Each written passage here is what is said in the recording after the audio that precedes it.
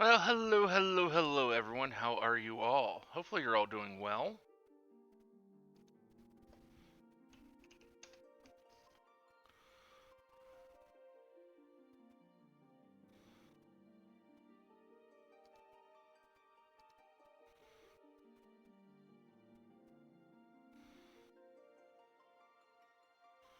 And if you're not, I'm sorry, and hopefully, we can make your day just a little bit better.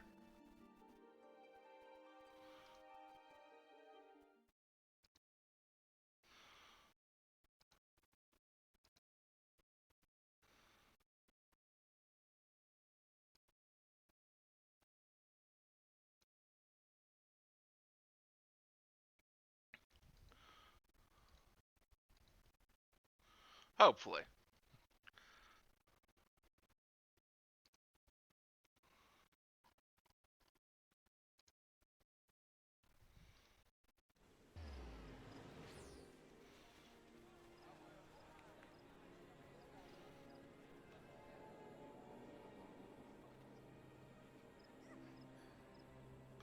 Okay, where'd we leave off at?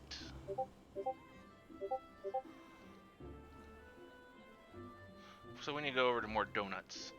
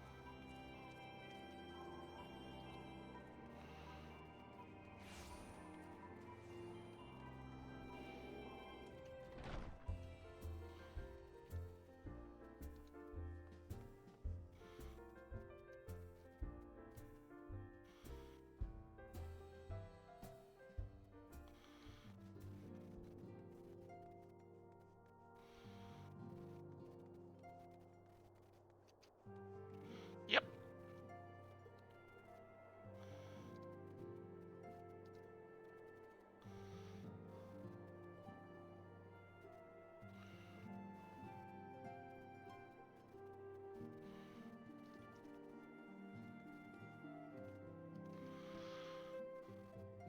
When Ophelia is considering which of her many responsibilities demands her utmost attention.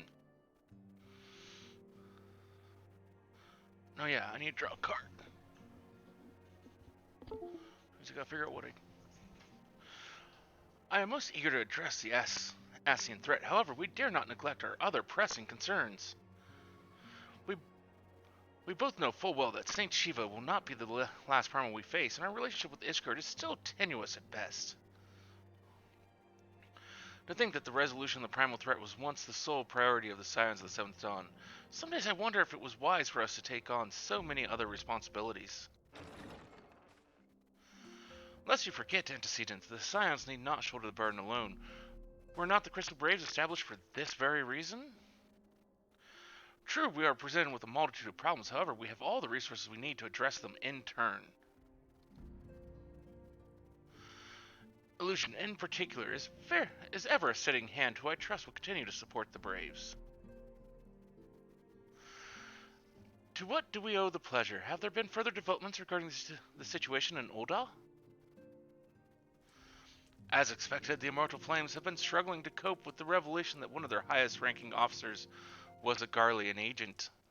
Suffice to say, Telegia Adeleji and his monetarist ilk have wasted no time in attempting to turn the situation to their advantage. Coupled with ongoing unrest, the Flames are finding themselves hard-pressed.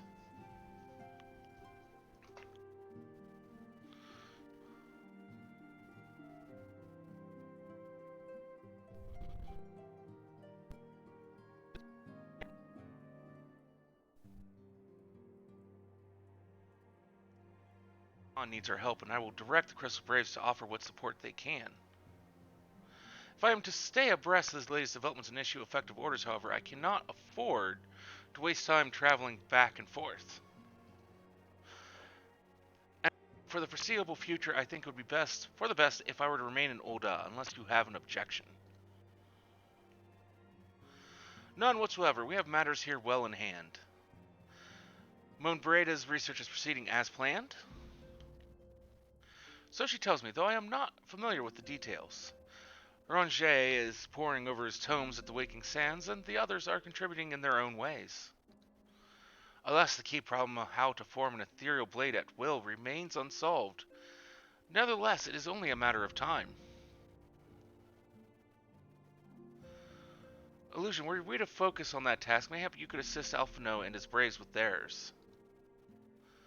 It would do much to restore faith in the immortal flames that the Warrior of Light was seen working on their behalf. Never forget that your esteemed status allows you to act in ways that those more tightly bound to organizations and nations cannot. As ever, I implore you to do so. Now that your response was ever in doubt, but I humbly thank you once more for aiding our cause. Now then, there are preparations I must attend to before my departure, such as receiving Riol's latest report. He has proven to be quite skilled at gathering information others wish kept secret, hence why I placed him under my direct command and ordered him to investigate the Ul'dah riots. When you are finished here, join me outside. Depending on what he has to say, I may soon have a favor to ask. If there are any developments on our front, I shall inform you at once in the usual fashion.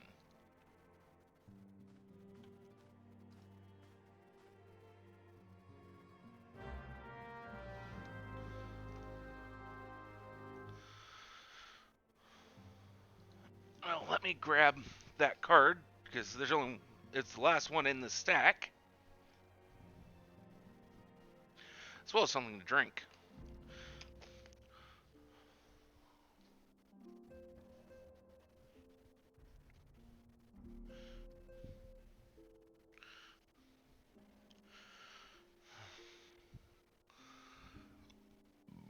Excuse me.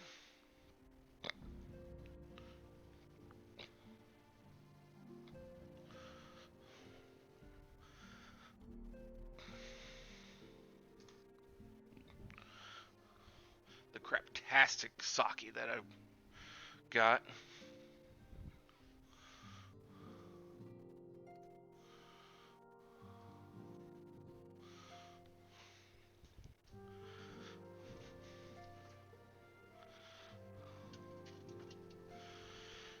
Can't wait till this sake is gone.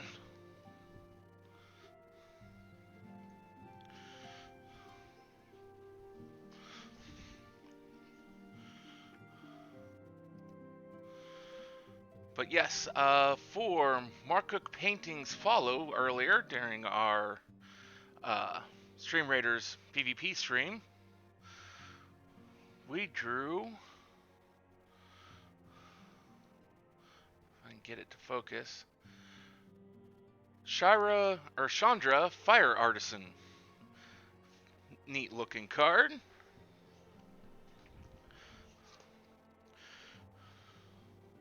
We'll add that into the book here.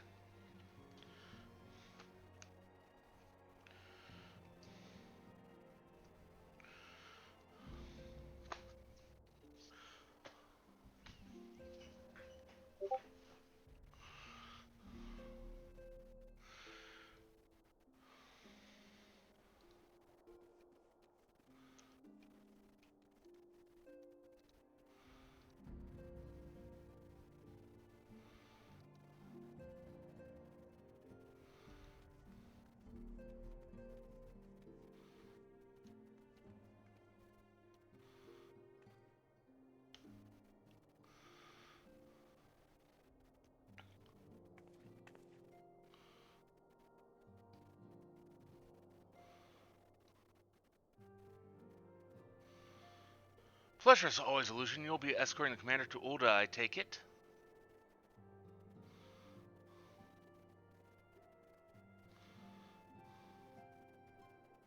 Actually, I had another task in mind for her. If you'd be so kind as to repeat your report for her benefit. Right then. Me and mine, I've been talking. I've been making inquiries into the source of the weapons that found their way into refugee hands a ways back. So happens we caught wind of something promising, a rather large purchase of sharp and pointy things by a black marketeer holed up near Highbridge. I doubt that this man would have secured such a quantity of weapons if he did not already have clients waiting, clients that, for whatever reason, would prefer for this transaction to remain secret. Brings to mind that merchant what caught an arrow while talking to Illusion Donut. Generous fellow, he was doling out swords and spears to the downtrodden and disgruntled. Which isn't to say that these clients have the same mischief in mind, but if we want to be sure, it might be prudent to intervene before they collect their goods. Savvy?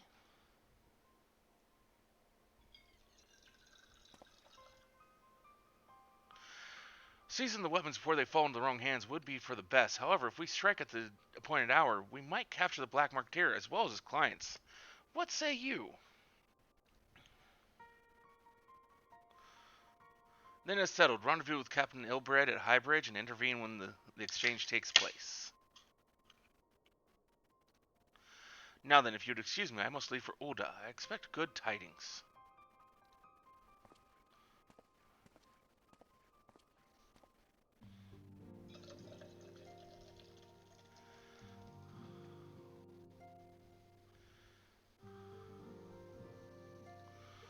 Highbridge, that's Eastern Thanalan if I remember correctly.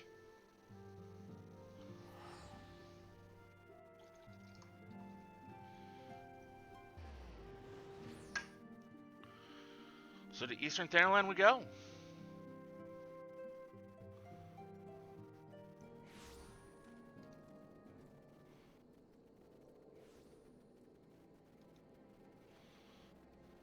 Yep, I was right.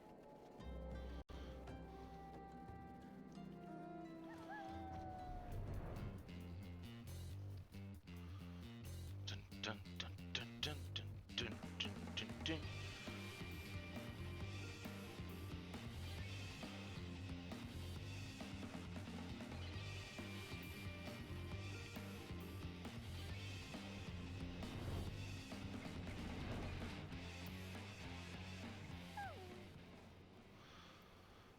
My scouts have been keeping a close eye on the Black Marketeer, and it would seem that his guests have arrived. It would also seem that he has hired more than a few men to stand guard, common thugs of no consequence, but they nevertheless pose a threat. Even so, I feel compelled to apologize. This is far beneath a woman of your standing, and Commander Valere needn't have dispatched you hither. But powerful men ever have need of loyal, able-bodied friends. Having found one in you, it is only natural that he would come to rely upon you without hesitation.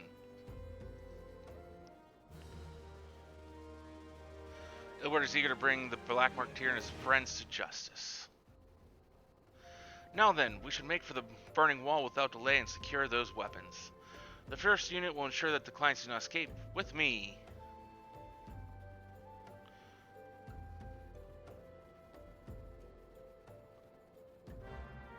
Oh yeah, I should probably switch to...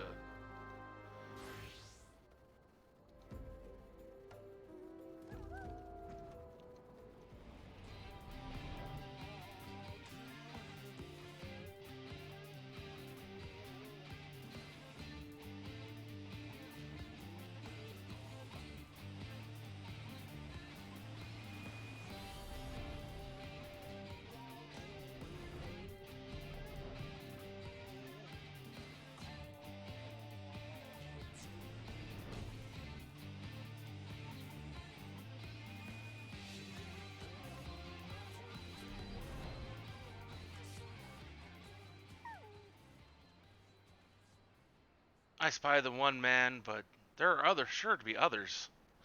I have a plan. While you approach the sentry and create a distraction, my men and I will slip past and catch the Black Marketeer unawares. Once you've disposed of the thugs, wait for us outside the tunnel entrance. Any questions, and let us be off. Good luck, my friend.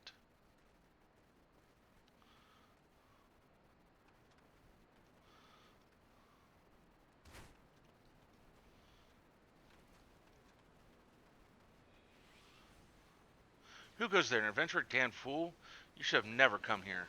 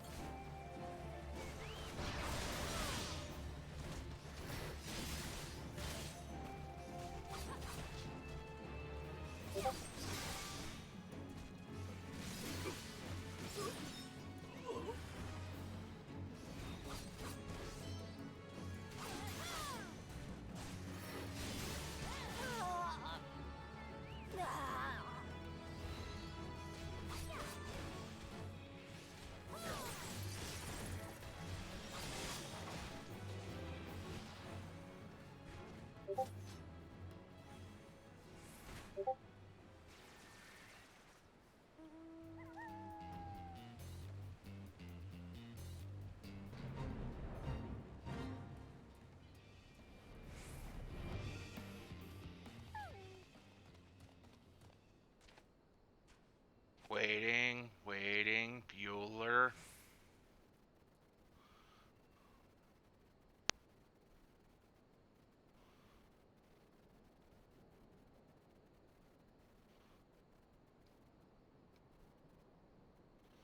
I don't understand. What's this all about?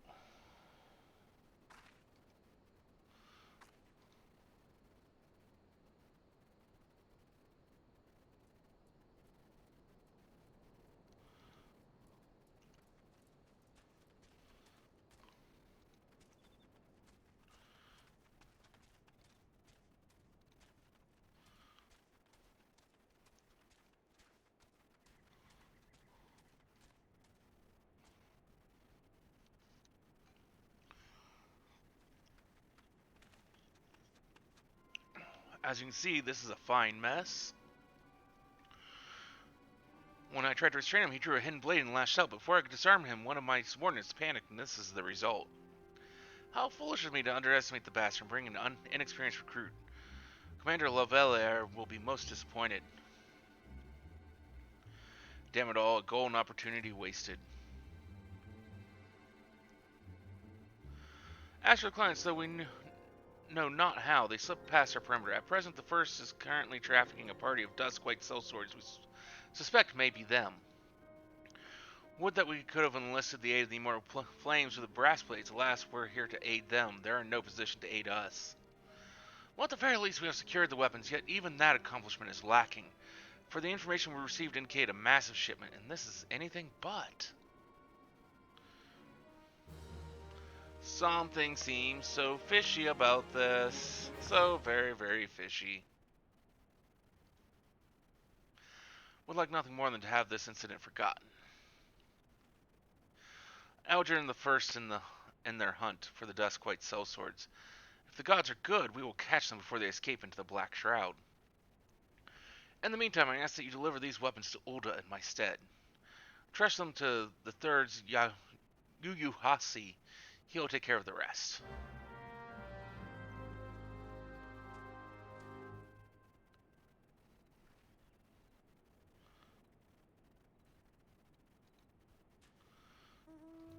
Oh wait, Nolda. I should just teleport.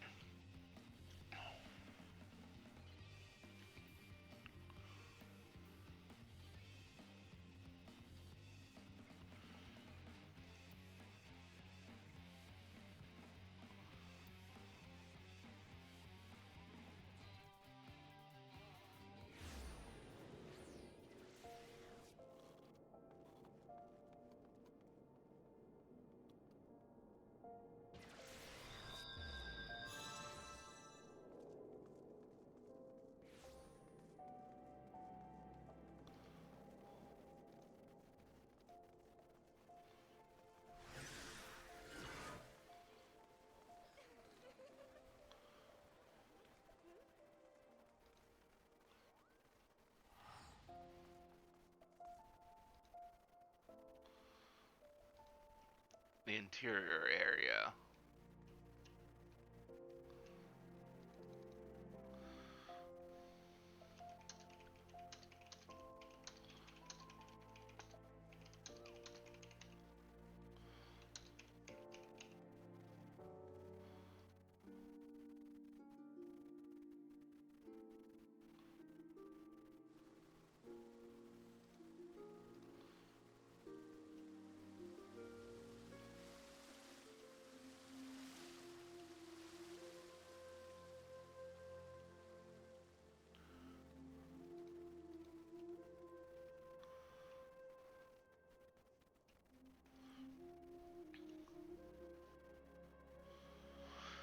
Ah, the warrior of light, ever reliable friend to the Crystal Braves. You have my deepest thanks for your assistance, Coerthus. Now, what brings you to us this day?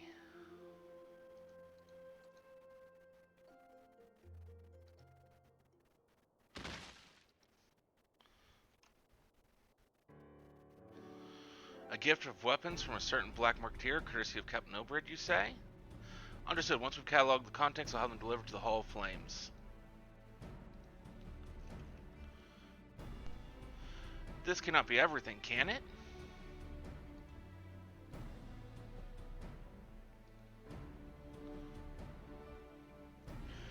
Royal stated with confidence there would be a far greater quantity of weapons. A blatant falsehood, clearly. Riol is unfamiliar with the ways of Ul'Dan merchants who ever strive to present themselves as greater than they are. We should be thankful that this information was not completely erroneous and that we managed to achieve anything of worth at all. It's still something worth celebrating, isn't it, Lieutenant? Besides, we've got more important things to worry about, like fighting those Garleans up north. There'll be no fighting if I have anything to say about it. Our orders are to stand watch, not to seek glory in battle.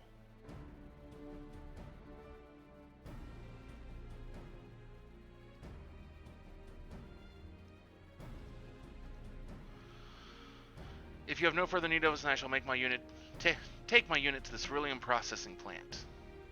Time for the Fourth to earn their keep, eh? Fight well, Aliane, for the freedom of all.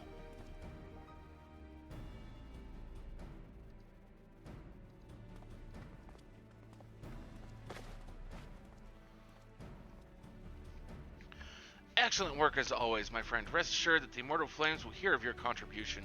Until we meet again.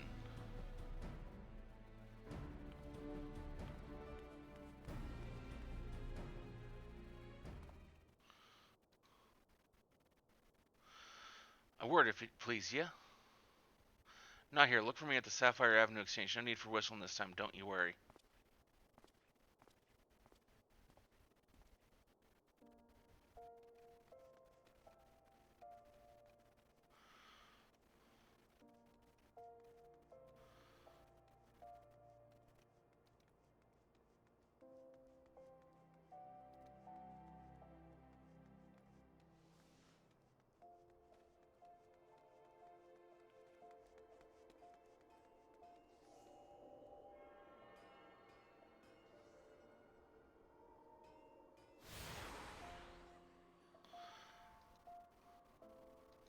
I found that somehow on all my characters, even my oldest one, the one that when this game first came out, I somehow missed this Aethernet shard.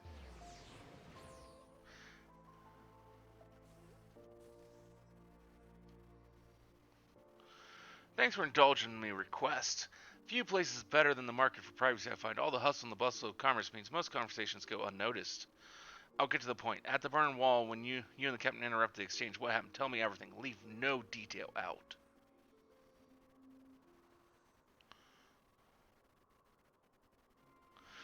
That's not quite how the first told it.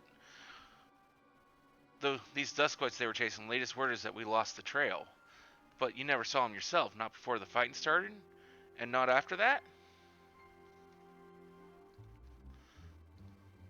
Something ain't right. I don't know what it is, but I can feel it in my bones. I'm not daft enough to be misled by some merchant's drunken boasts. Our information was reliable, goddammit. I know he purchased those weapons. As if I've never deciphered a moneylender's books or had to follow a transaction back to its source. Did plenty of that back when the Braves were getting started, believe me. The commander wanted assurances that we weren't taking Gil from the wrong sort of benefactors. Of course, these days the money flows like water and the first and third get the shiniest new toys. Forgive me, friend, I have a lot on my mind these days, and I appreciate you lending an ear right then. Best get back to it.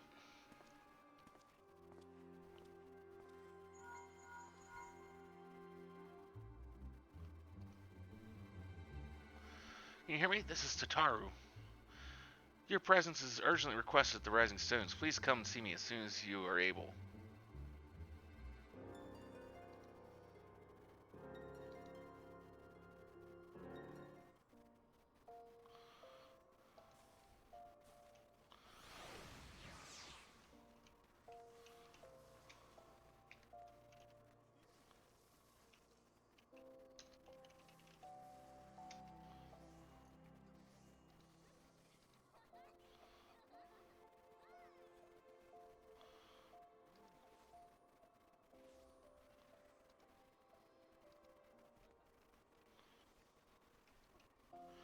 Where am I going? Rising Sun. So back to more donuts.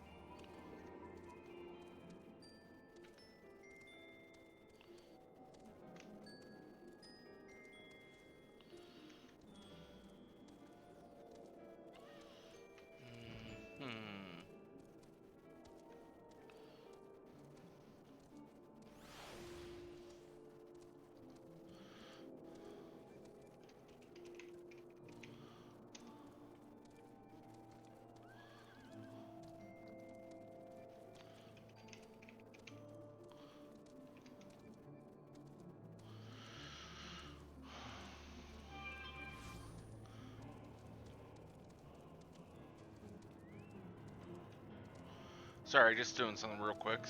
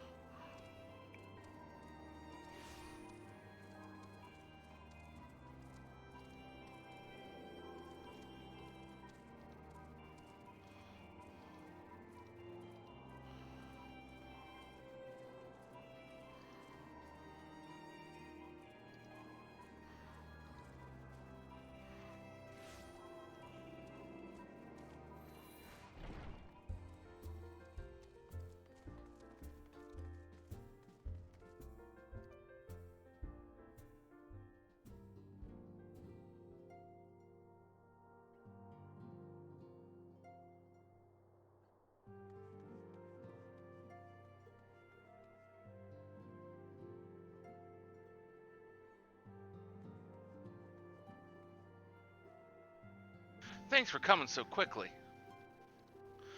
We have a guest from Ishgard who wishes to speak with you. A most determined lady by all indications.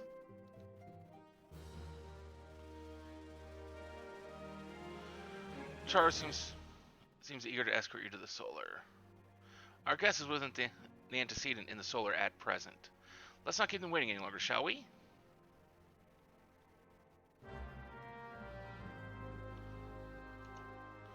Come on, find a match already.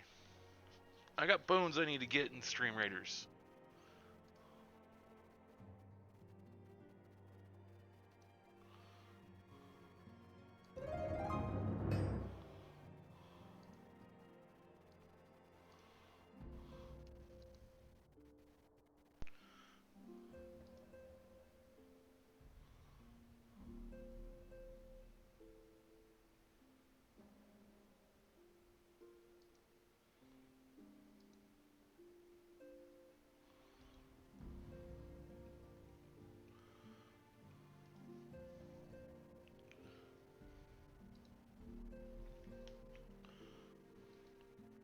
We have a guest from Ishgard who wishes to speak with you. I believe the two of you have met. We have. I had hoped to speak with Commander Leveilleur as well, but I cannot afford to wait any longer. The Lord Commander sent me hither to request your aid in a matter of grave import. You see now why I had Tataru summon you. Now that we're all assembled, perhaps you would be good enough to elaborate on the nature of the matter which brought you to us. The Observatorium's astrologians have sounded the alarm. Last night, the Dragonstar burned with an intensity not seen in 15 summers.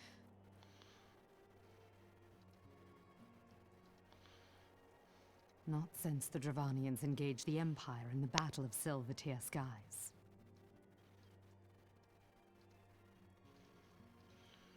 The northern sky doth burn full bright upon the Wormlord's call. The red behemoth beckoneth, and flame consumeth all. The old Curthan rhyme, aye.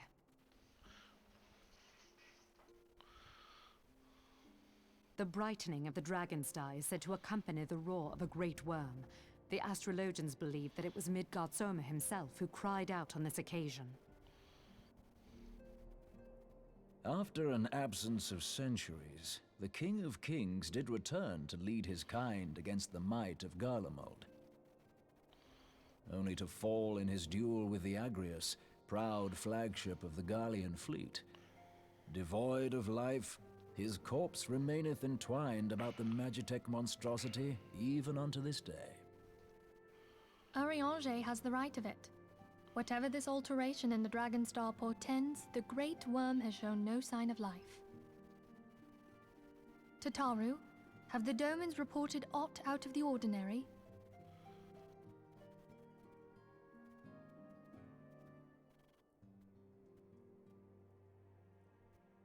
Correct me if I'm wrong, but if Midgardsormr had roared, wouldn't we have heard it here in Revenant's Toll? Roar is but a figure of speech. Dravanians can communicate in ways beyond our ken. It is for this very reason that we are forced to look for signs in the heavens. We cannot say with any confidence that a great worm roared at all, much less that it was Midgardsormr. Only by directly examining the Keeper of the Lake can we be certain. However, it will take too long to gain the Holy See's approval to dispatch the Temple Knights. Therefore, Sir Emric would entrust this task to you. Do you accept?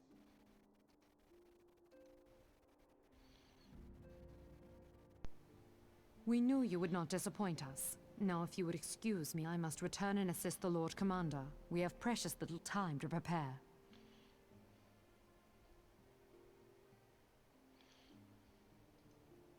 To prepare for what, pray tell? When a great worm roars, his brethren cannot choose but answer. We prepare for battle.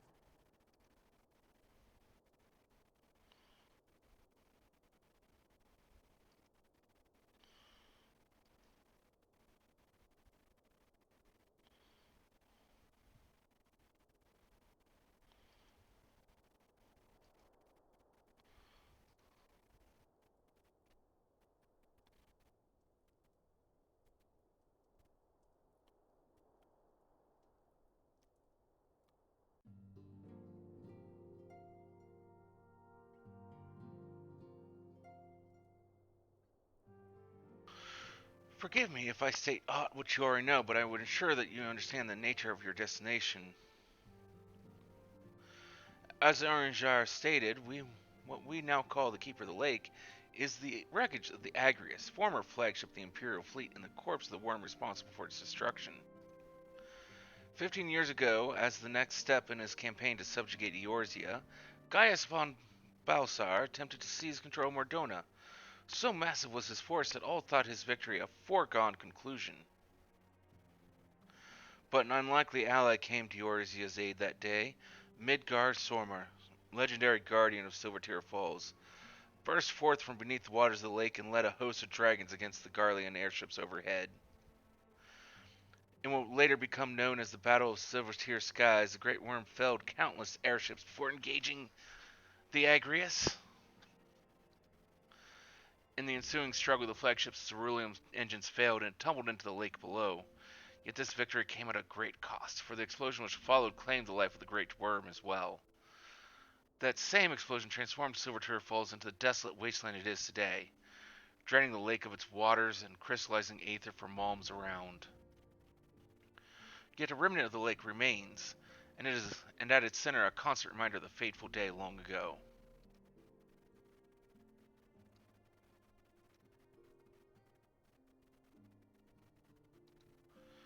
In accordance with Sarah Marek's wishes, our Doman allies have been standing watch over the Keeper of the Lake. It would be wise to speak with them before investigating the wreckage yourself.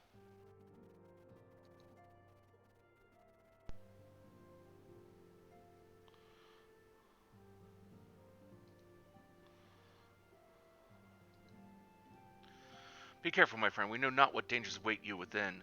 Now then, let's not neglect our own tasks. There's much to be done and precious little time to do it.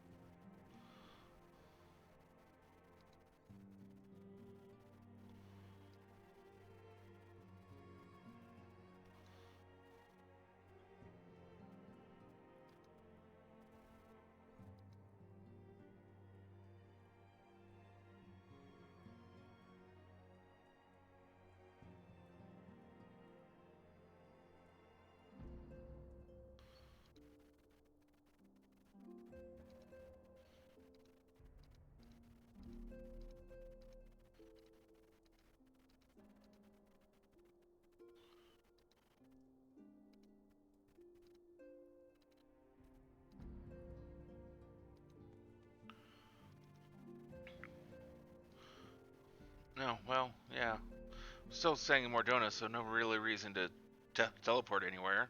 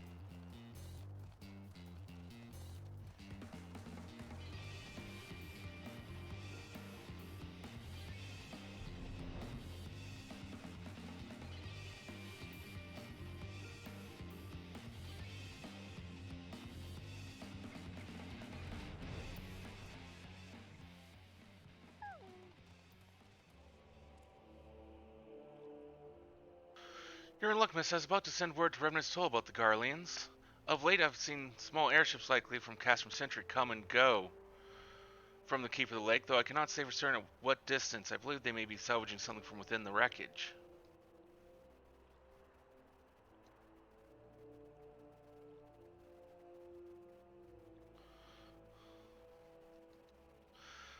The Castrum supply lines have been cut off for some time, and I'd wager they're desperately in need of spare parts and other equipment.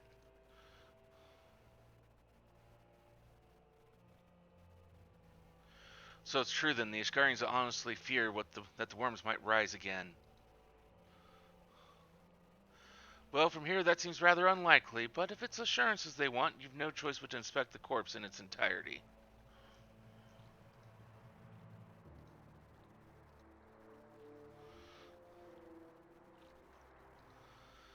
Easier said than done, given the creatures which inhabit the wreckage and the aforementioned Garleans who don't take kindly to your presence. They're sure to fire upon an airship, so I advise the more stealthy approach. Take this boat and a few of your comrades to the base of the Grius, then climb to top. That's the only viable approach, I'd say.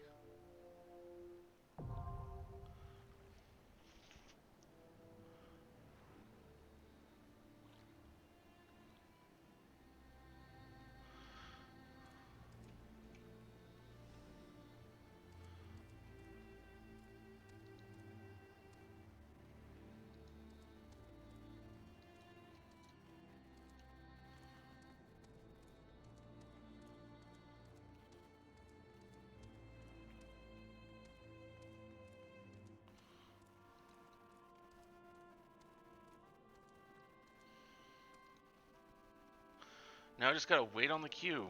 Hopefully it's quick.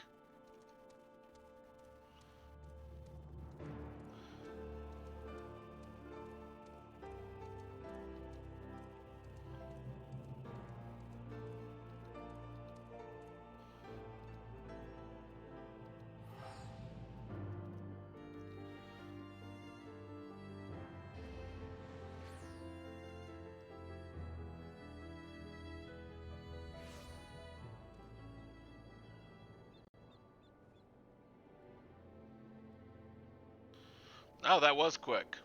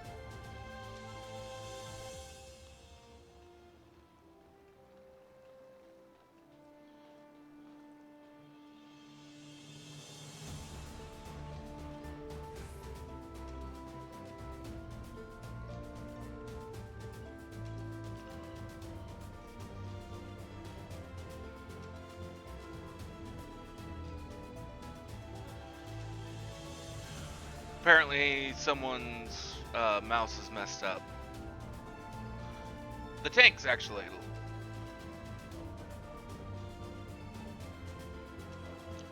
So we're just being held up by that.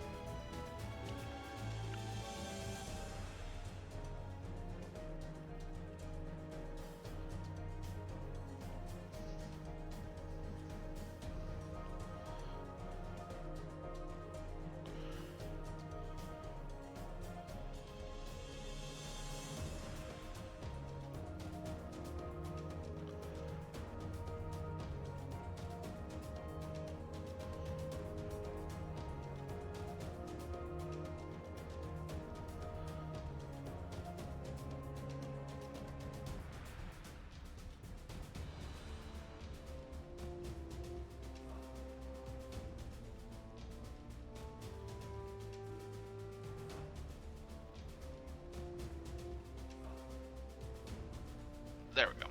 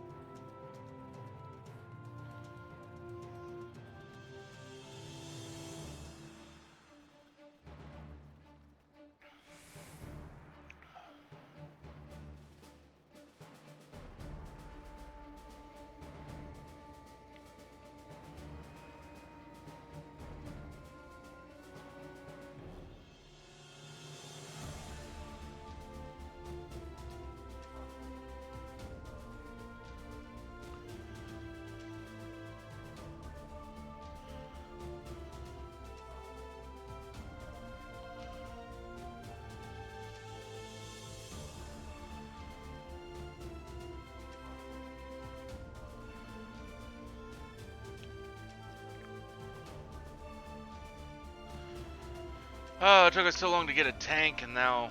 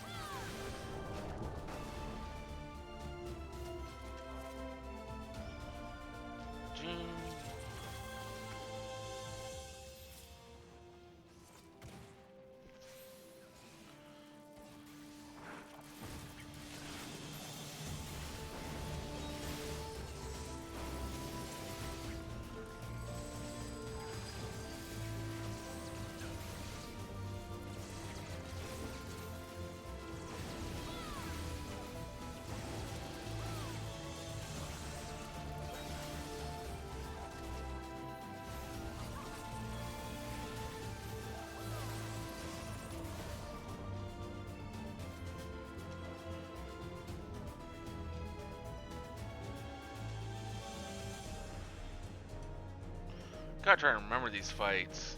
It's been so long since I've done them.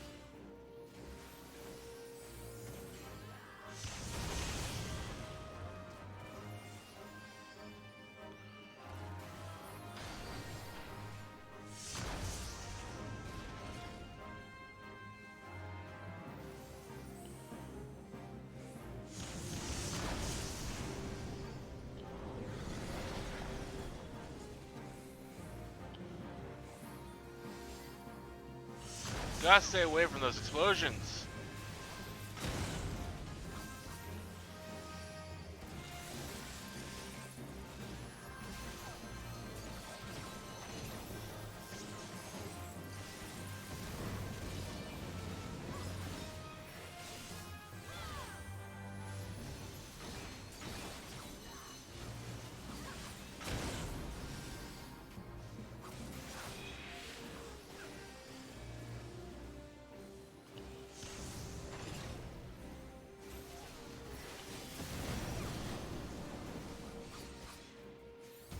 Oh, good. That was close.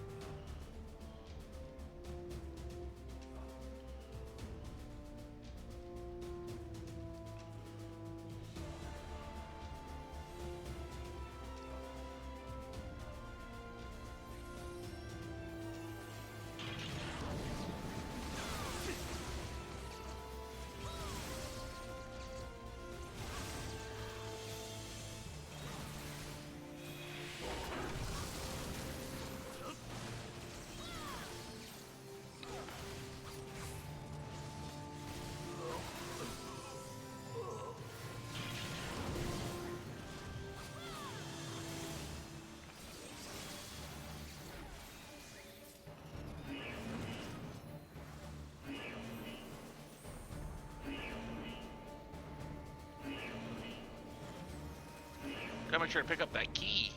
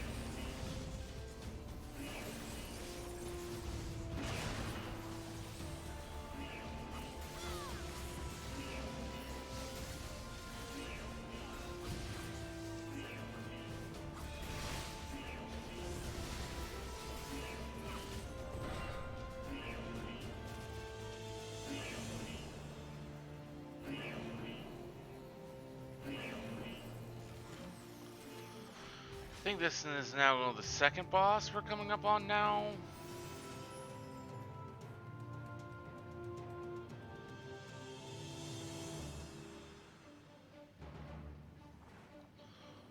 Oh yeah, this boss sucks, if I remember correctly.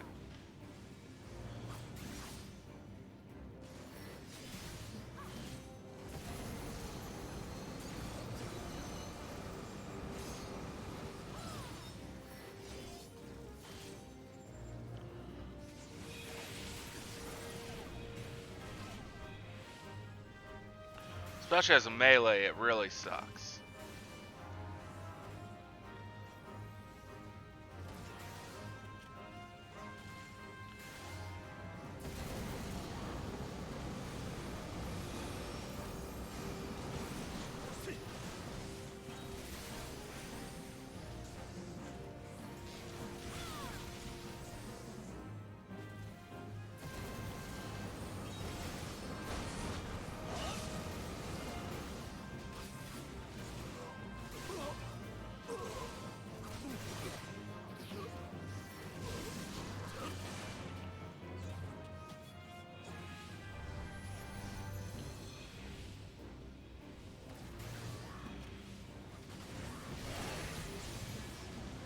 I mean, it's not too bad if you're ranged, but as a melee, it's like, okay.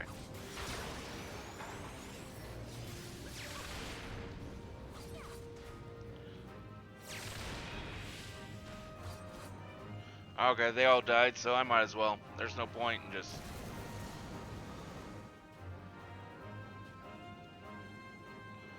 being the only one up.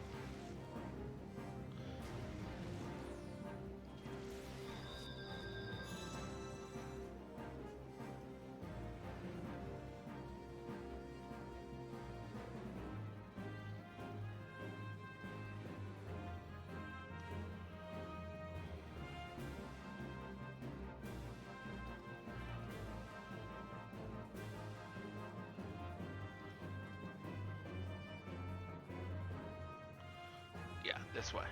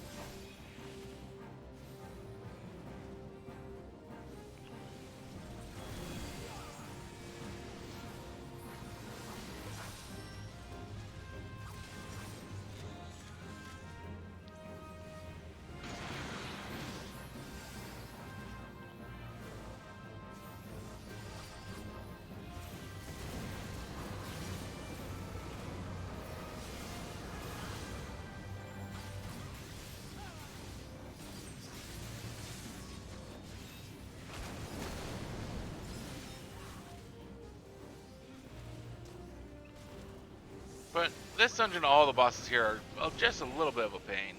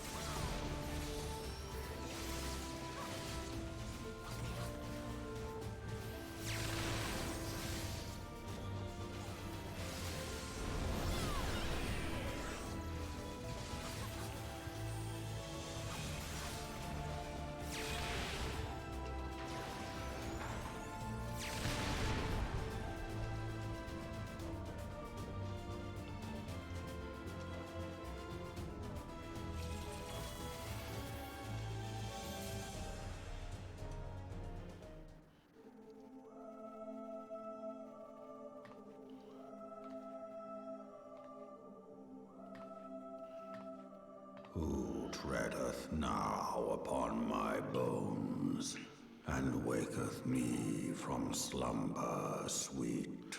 I do. I bring sake. Make it any better?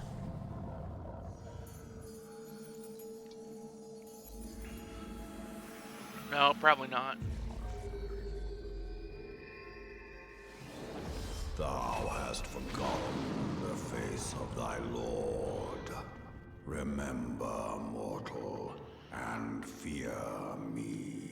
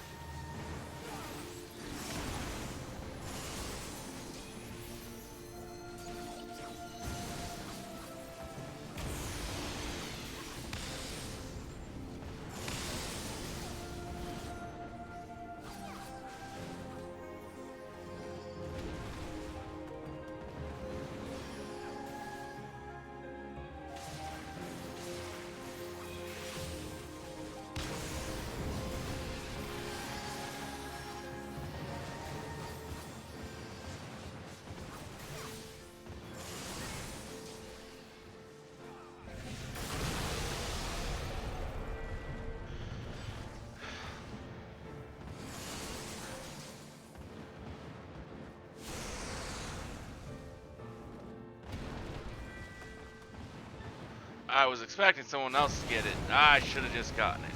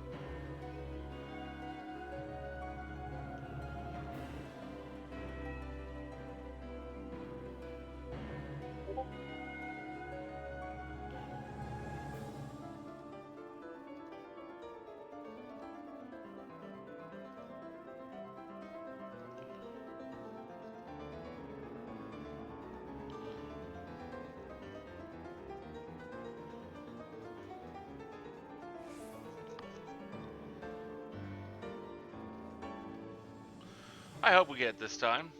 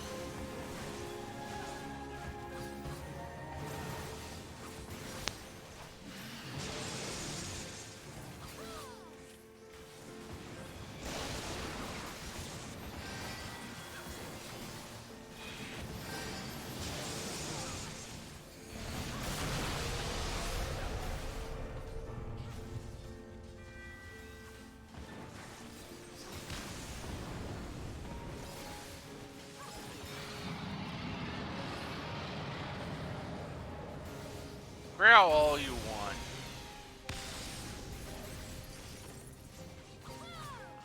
Not going to change anything.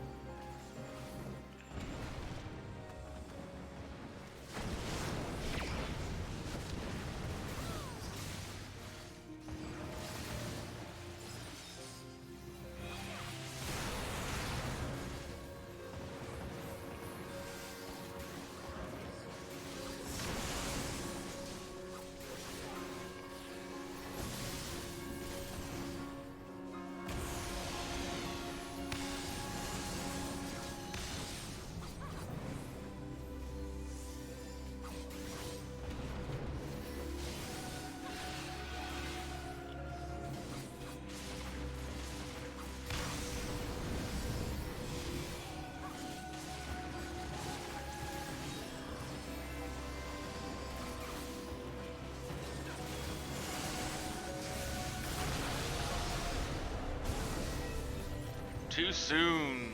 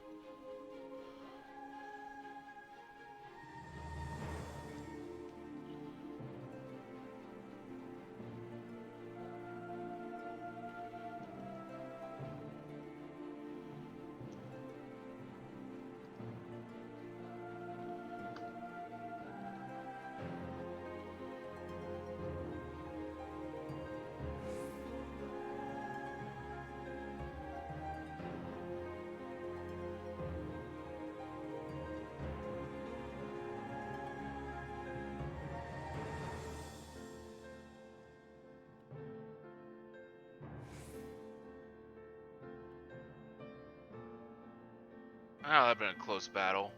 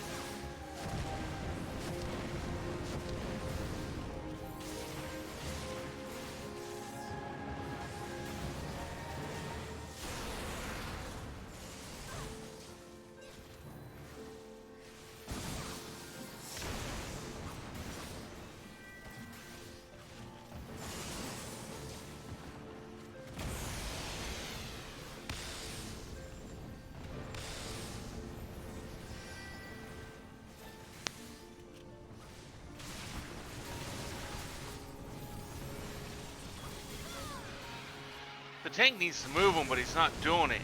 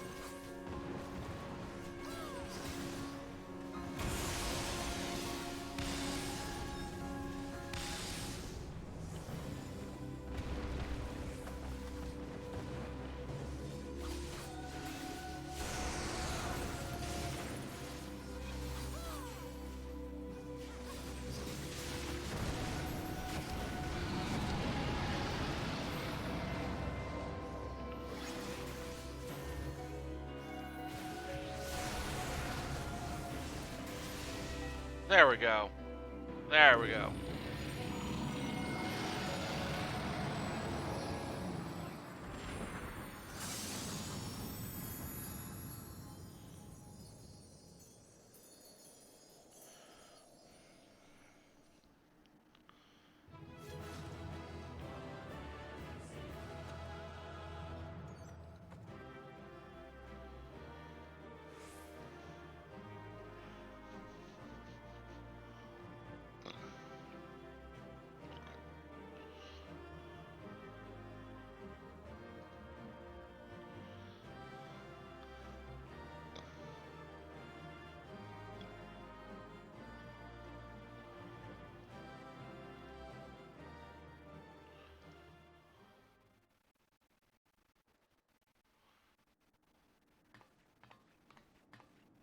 By her gifts hast thou earned a moment's reprieve.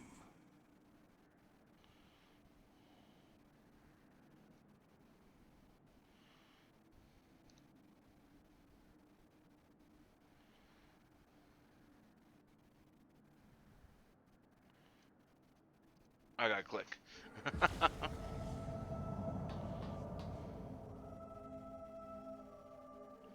Speak, mortal, and I shall listen. Guided by a star.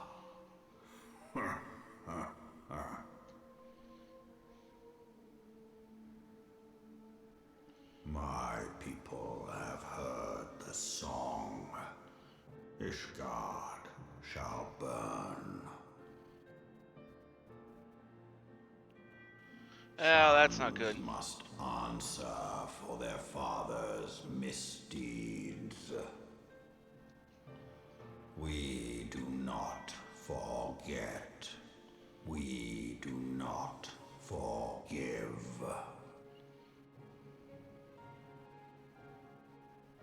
Seven children did I sire. One now singeth of retribution.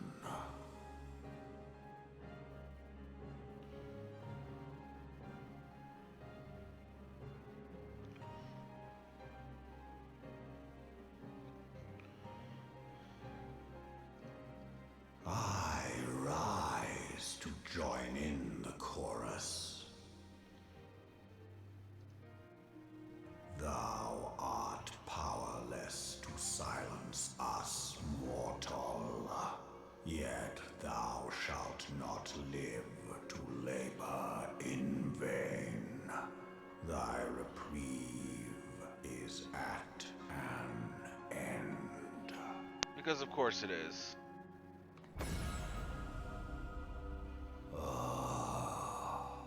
Trickery is thy shield. This frail, ignoble creature is not gifted, but chosen.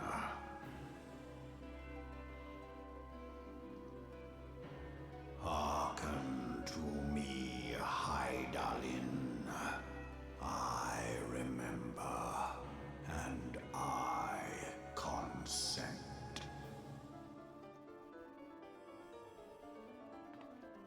Fear not, mortal. I shall not harm thee.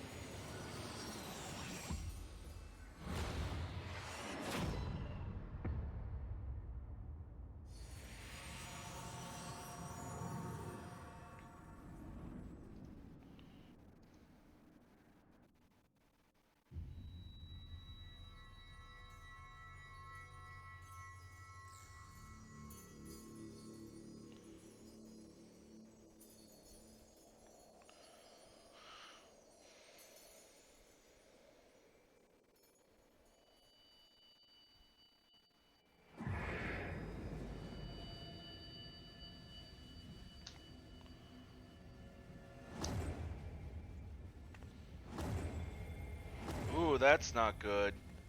All the crystals going dark.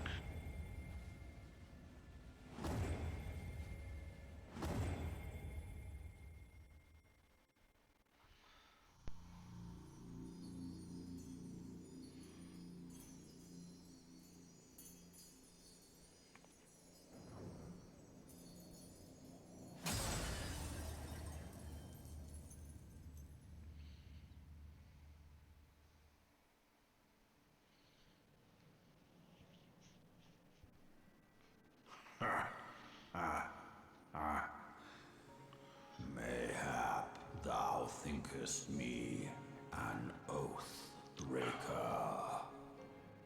Thou art mistaken. If thou comest to harm, it shall be by another's hand, not mine. I did but strip thee of thy mistress's feeble blessing. Thou didst profit much by her grace, but no more.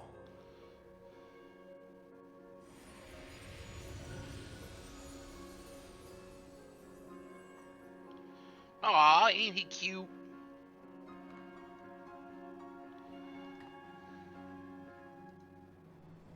The covenant binds me to thee.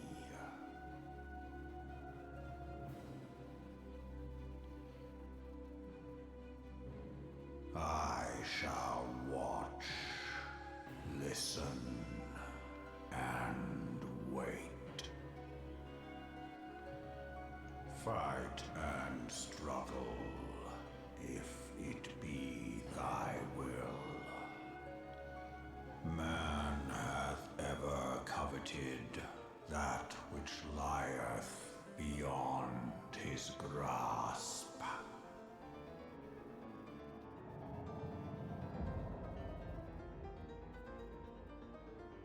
I drink of her body, and thence doth mine own find new life.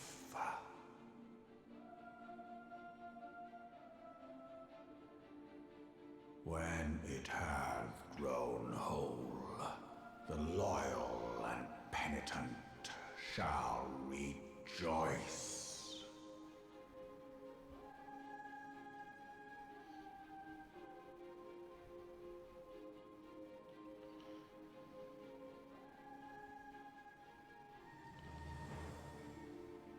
The dragon song heraldeth our beginning and an end.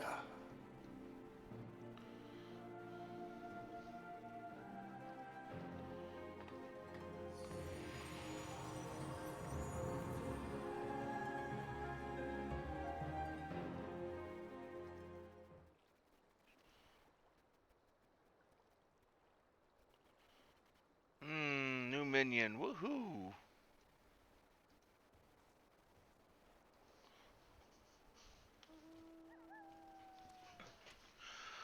I was beginning to fear the worst. Were those explosions I saw? Ah, but you shouldn't waste time talking with me. Alphinaud left a message saying that you are to return to the Rising Stones at once. Well, we'll go talk to him.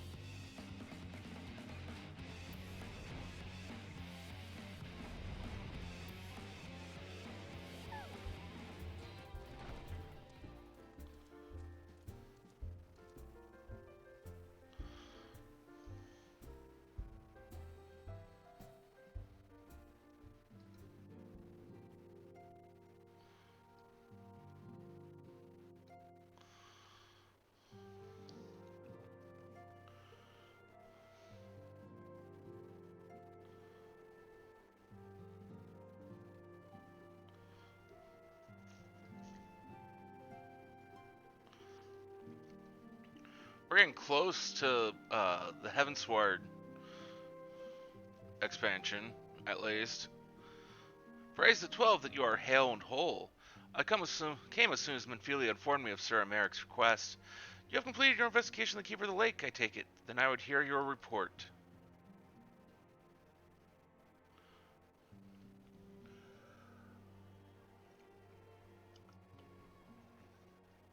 You conversed with Midgard Sorma? I swear that were anyone else to make such a claim, I would regard it with considerable skepticism. I really understand that the Worm Lord did not perish and has in sooth lain dormant these past 15 years? Yeah, I think that's what we just said. Less a resurrection and more rejuvenation, for he who dwelleth in eternity, years passing as moments. Those words are ambiguous at best. One statement left little room for interpretation. My people have heard the song, Ishgard shall burn. Clearly an attack is imminent. We must share this information with Sir Americ immediately. However, we dare not divulge our conversation with Midgard Sormar in its entirety. To even acknowledge that you heard the voice of a Dravanian is a grave but necessary risk, lest we forget men have been executed as heretics for declaring as much. For your own protection and for the sake of our tenuous relations with Ishgard, the truth cannot leave this room.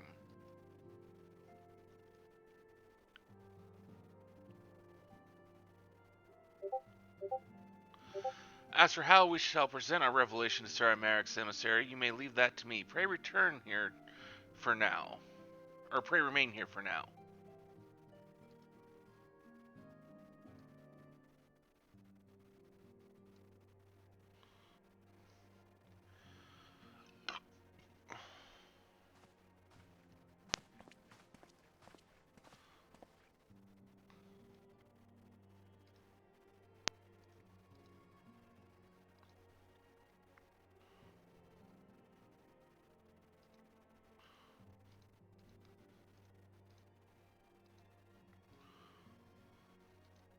You seem different somehow. It's almost as if you were missing something important.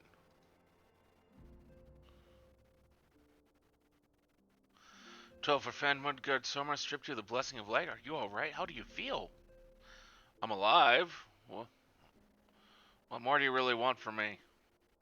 I see it as a relief to hear that you are otherwise unharmed. It beggars belief that any being could possess the power to deprive you of her blessing. Midgard Sormar might mention of a covenant, did he not?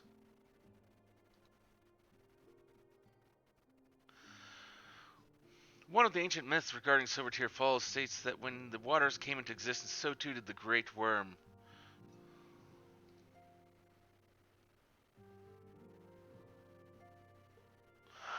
Althik and Nemea, brother Time and sister Fate, decreed that Midgard Sormar ever watch over the source from which all water and magic was said to flow. I wonder, what if this was the covenant of which he spoke, and 'twas not the gods with whom he treated, but Hydaelyn herself?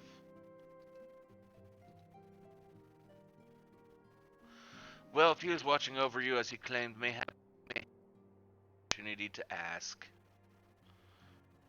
Let us keep this matter to ourselves. I do not wish to burden our friends needlessly.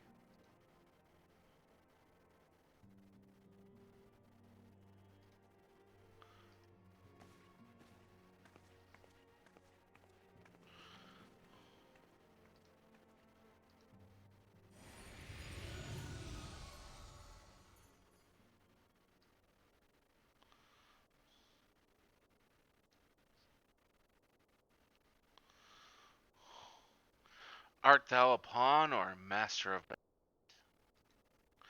What hast thou wrought by thine own hands, mortal?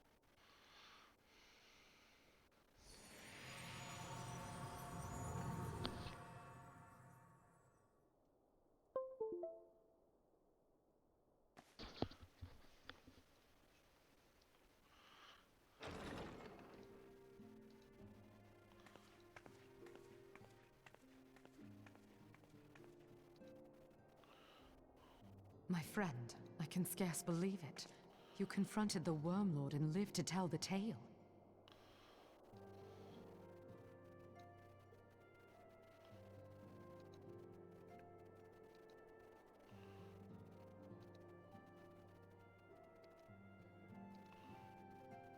give thanks to Halone for your preservation. It is our sole cause for gladness.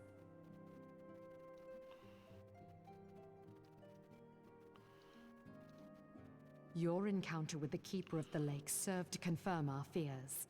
A great worm has roared, and it makes little difference if it was one of the two in Eorzea or any other.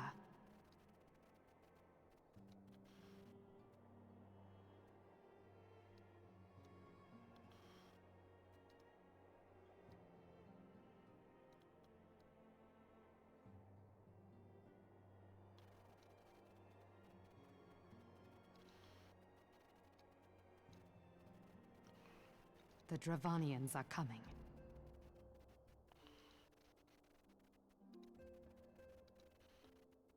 I am told that Ishgard has magical defenses against Dravanian attack, though I am not privy to their exact nature. Will they be enough to repel a massive force? Ishgard has weathered countless assaults over centuries. This will be no different. Sure it won't. And now that you have confirmed the threat, none can ignore the Lord Commander's calls for the wards to be strengthened.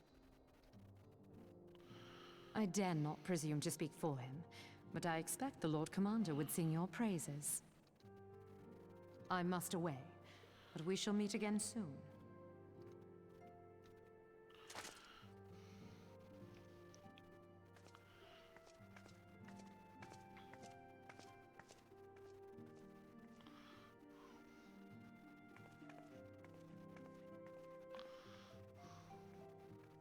Countless assaults weathered, and this will be no different?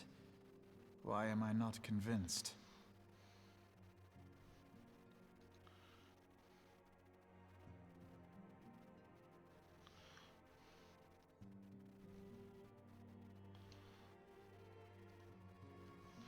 The Ishgarians have warred with Dravanians for centuries, nay, nearly 1,000 years.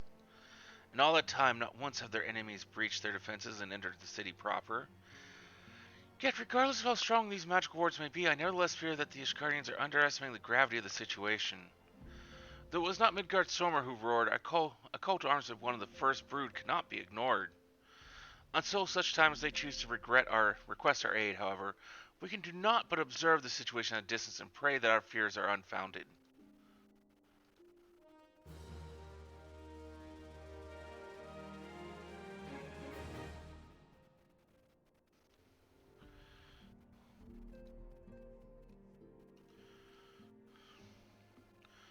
Alphinaud has a message from Moonbreda for the Scions. Ere I forget, I believe Moonbreda has requested a gathering of the Scions. I assume that there has been some progress concerning our efforts to combat the Ascians. Pray inform her that our business with the Ishgarians is concluded for the moment. I shall be along once I've completed my communications with the Crystal Braves.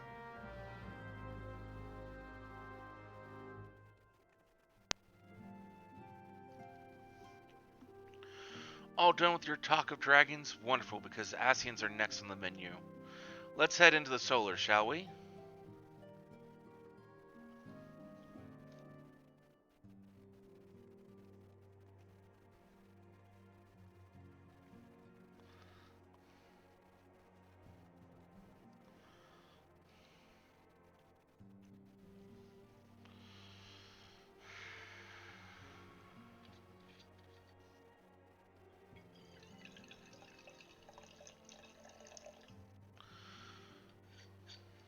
Might as well make a nice big stiff drink.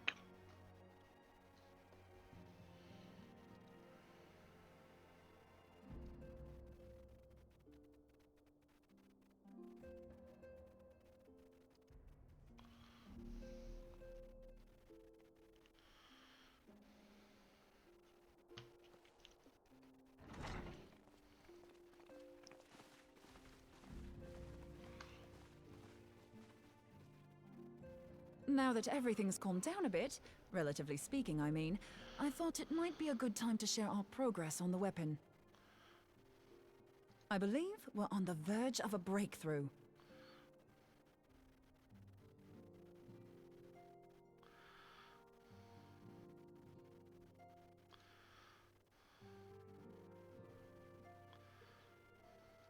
Well, Don't keep us all in suspense.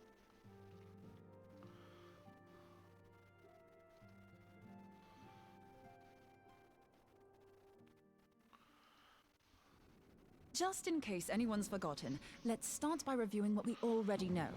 So, an Ascian is an immortal because its soul doesn't return to the ethereal realm when its host is defeated. Instead, it flees to the place that lies between our world and the Void.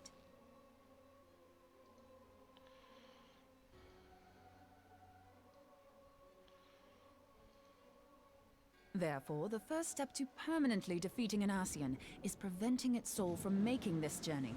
And if you recall, when we last gathered here, I had verified that white auracite has adequate capacity to entrap the beings, albeit only briefly.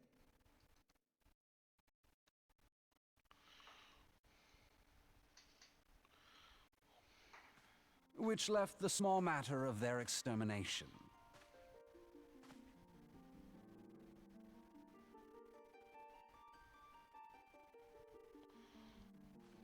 Aye. To unmake an Ascian soul, one must needs smite it with a concentrated burst, or blade, of purest ether. However, we wanted for both the data and the means to forge such a weapon.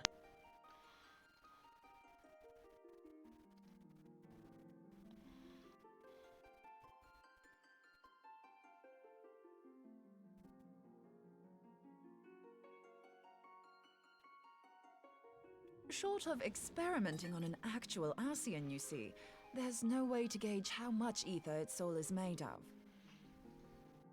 As such, we don't know what etheric density our blade needs to have in order for it to work. So we'll An just have to absolute make the shit densest ton. blade we can and hope for the best. Though that would require a lot of ether. Hang on a minute. Why didn't we think of this before? White auracite can hold an absolute heap of ether, can't it? Please tell me you're joking. God's sakes, Ida. I feel as though I'm reliving the same scene over and over with you. How many times do you need to be told that white auracite cannot store ether for long periods? Being intangible matter, ether is given to dispersion. Only in its crystallized form is it a stable source of energy. I will test you later on this, so see to it you do not forget. That's not a good way to be a friend. Right, yes. It's Well, at least all I don't coming think it back is. to me. But my ideas of what makes for good friendships don't necessarily seem to apply to everyone. So our hopes rest on good old crystals again, do they? While they are certainly reliable, they leave something to be desired in the area of portability. Indeed. I am reminded of the quantity of corrupted crystals required to thwart Leviathan, and the extraordinary lengths to which the Lamentsons went to transport them. What if it should prove that a similar quantity was needed to destroy an Ascian soul? Or still more? I do not envy the poor sod who has to lug all of that around, on the off chance that an Ascian appears. That's the very problem we set out to solve. And I reckon we've found the answer. If it isn't practical to lug around the ether we need, we'll just have to draw upon another source. And the only viable source is the land. If you mean to tap the Great River of Ether, know that it will entail considerable risk. Meddling with the currents may well induce a surge like to the one which despoiled Mordona. Give me a bit more credit, will you? Why would we need to tap the river when there are veritable reservoirs jutting out all over the land? Aye, I speak of corrupted crystals. It might be that their aspect is out of balance, but a crystal's a crystal. It contains ether, and we can help ourselves to it. While corrupted crystals are indeed abundant, there is no guarantee that they will be in close proximity at a crucial moment. But what if we don't need them to be? What if we could tap their power from afar? A malm away, say? If we could do that, we'd have ready access to ether aplenty in almost every corner of Eorzea.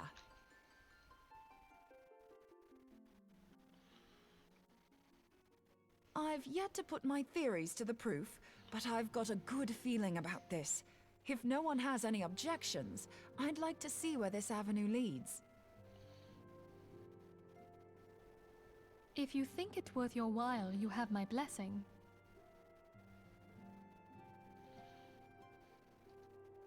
But tell us, what are your theories? I, for one, am most eager to understand the process, however vaguely.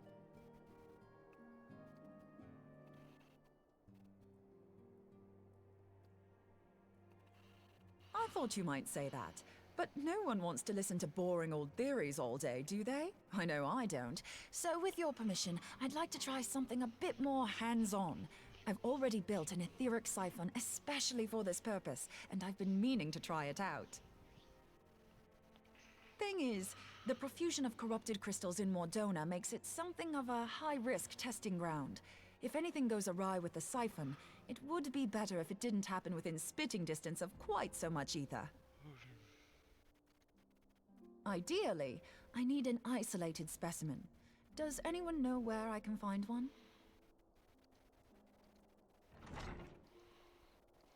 May I suggest northern Thanalan? There you will find corrupted crystals of middling size, standing a reasonable distance apart. Ideal for your needs, I should have thought. Oh, and if you do elect to visit the place, I should be much obliged if you would assist me in another matter while you are in the area.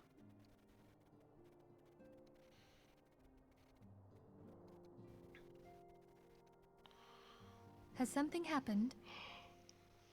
Movement has been observed at Castrum Meridianum. During Operation Archon, the Alliance dealt the stronghold a heavy blow. Its facilities were extensively damaged, and its garrison reduced to a fraction of its former strength. Not long after our forces withdrew, however, their ranks were replenished by reinforcements from Castrum's sentry. They now seek to rebuild, and to this end they have their sights set upon the ceruleum processing plant. Having lost the Empire's support, the 14th Legion lacks the resources to sustain itself. To them, this is a bid for survival, and they will doubtless fight like desperate men. Though I have dispatched the Crystal Braves, I fear their strength alone may not suffice to stay the Imperial assault. I would request the Scion's aid in the defensive effort. If I didn't know better, I'd say you were trying to inveigle us into fighting your battle with the promise of shiny crystals.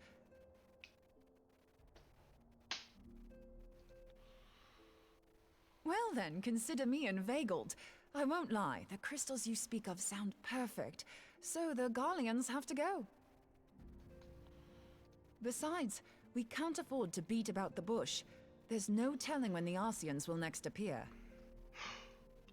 Thine eagerness to hurl thyself into the jaws of danger cometh as little surprise. Exercise due caution, I prithee. Though you have become a Crystal Brave, you are yet a Scion, Alphino. We could hardly refuse you. Pray, join the Crystal Braves and lend them your support. Thangred and Papalymo shall accompany you.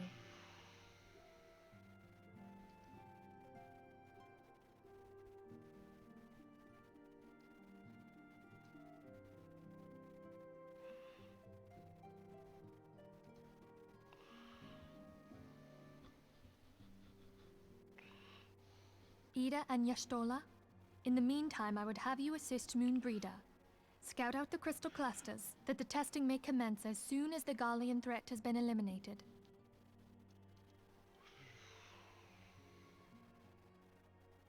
If it please you, I shall continue mine own experiments on white aurosite. Thank you, Urianger. Everyone, pray see to your preparations and depart as soon as you are able. Go well, and be safe. Well, we'll certainly try.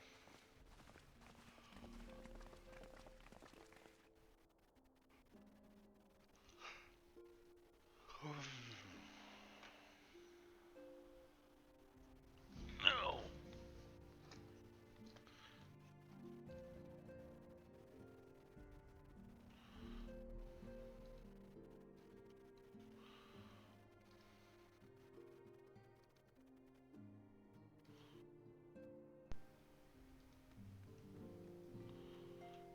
I forgot to reset the stream boss.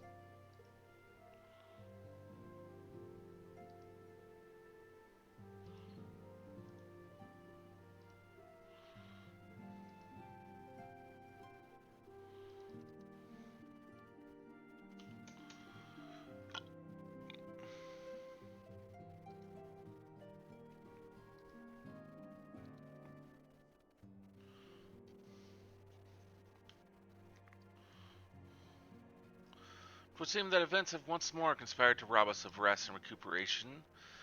Though I'd wish it otherwise, I must ask that you head straight away to the processing plant.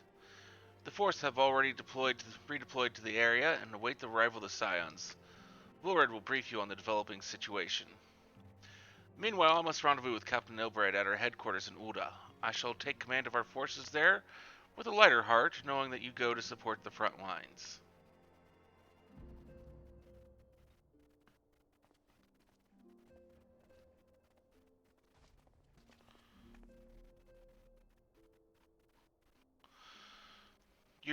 Your duties take you to Northern Thanalan, do they not? Yes, they do. We too must say our farewells to the Rising Stones for a time. She travels to Ul'dah, and we shall serve as her escort. At my daughter's behest, I go to contact certain old acquaintances in the Gilded City. We are beset on all sides by civil unrest.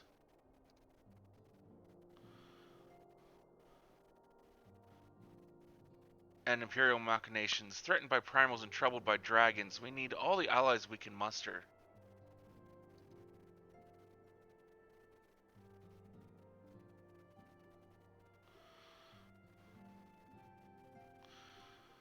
Many of my friends hold positions of power, you see, and it is my hope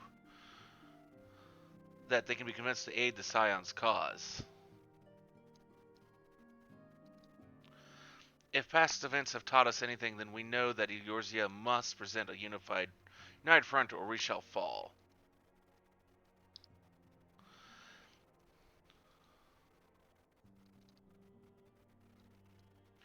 Ah, how extraordinary that my little Asilia is involved in such a far-reaching affair.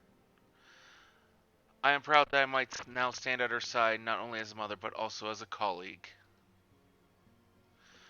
A colleague with influential connections, but I fear that Ul'dah has become a place of danger, even for one so familiar with her streets.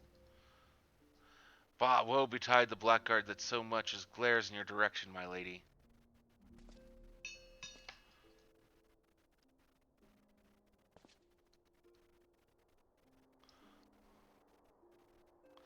Aha, I shall be well protected, it seems. Shall we be on our way, then?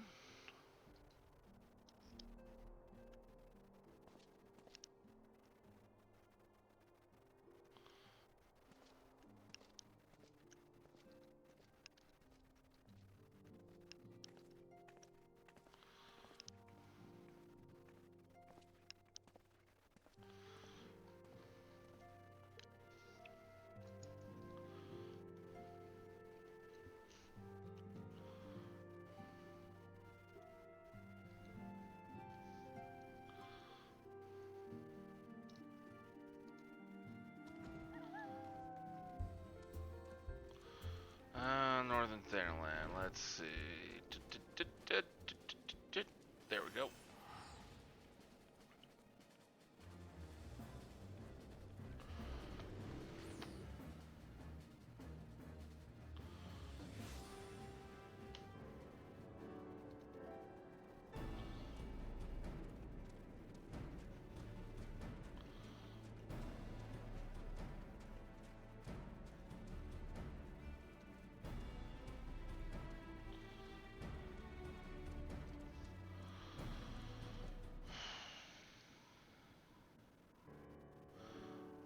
Commander Lavalier sent word that you'd be becoming a veteran of your talents is most welcome.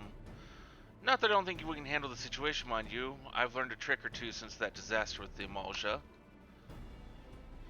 But returning to the task at hand. The Flames reconnaissance scouts have reported Imperial soldiers assembling at Raban's push. Such a force is likely interested in only one thing, getting their hands on the resources found here at the processing plant. Garleans can begin marching on us at any time. Pray speak with Lieutenant Edelstein that we might coordinate with our counter strategy.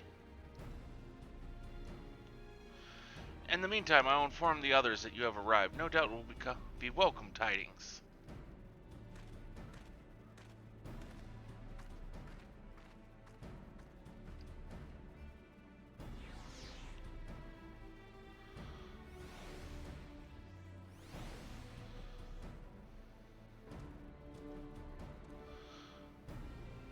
My soldiers yet tell tales of your deeds during Operation Archon.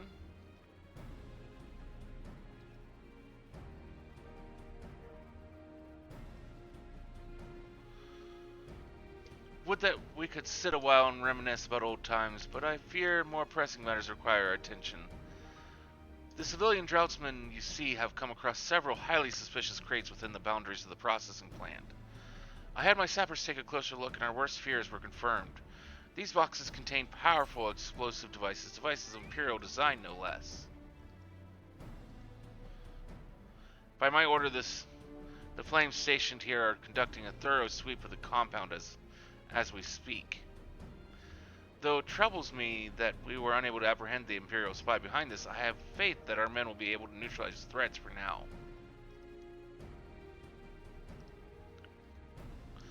In the meantime, our scouts bring some troubling news on the latest movements of the Imperial Army. I'd once again ask for your aid.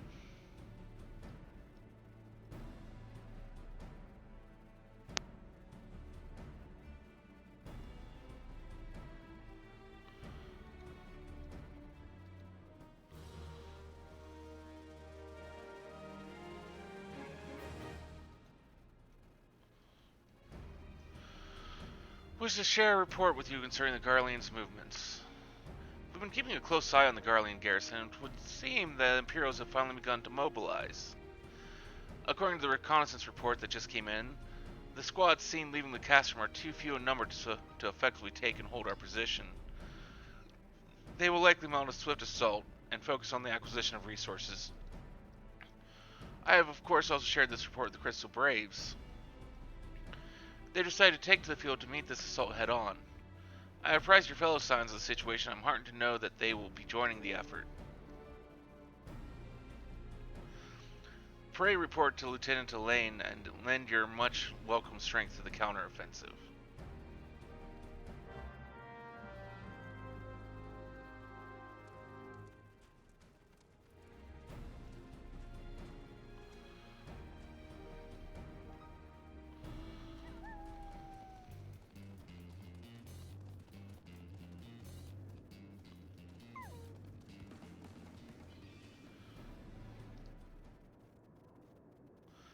Glad to have you with us. As I'm sure Lieutenant Elson has explained, the Garleans have deployed a small force from Castrum Redinum. Their main column assembles to the north near Dolomon's Talons, but we've also spied several squads attempting to conceal themselves on the approach to the west. They wish you to rush forth and commit to battle with the main column, leaving the detached force free to raid the plant and pillage supplies. Not much of a strategy, but these are desperate men. Captain Ilbred.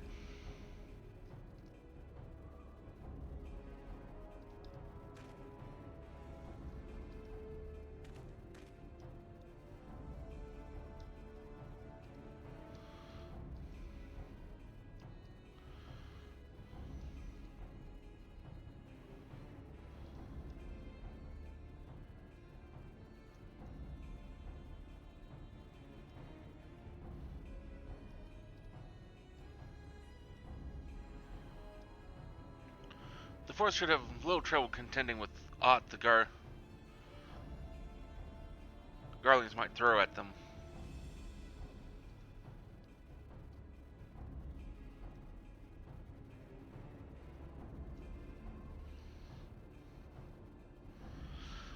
But even you cannot be everywhere at once. A third was getting restless hold up in Ul'dah, so I marched them out here to fill any holes in the plant's defenses and add their numbers to your counterattack. The reinforcements are welcome. We've enough soldiers now to divide our own forces and safely engage the enemy far beyond the walls.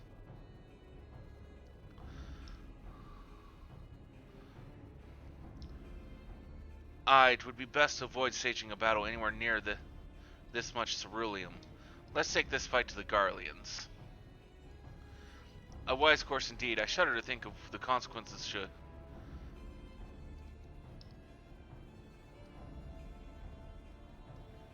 should any of these storage things be exposed to fire.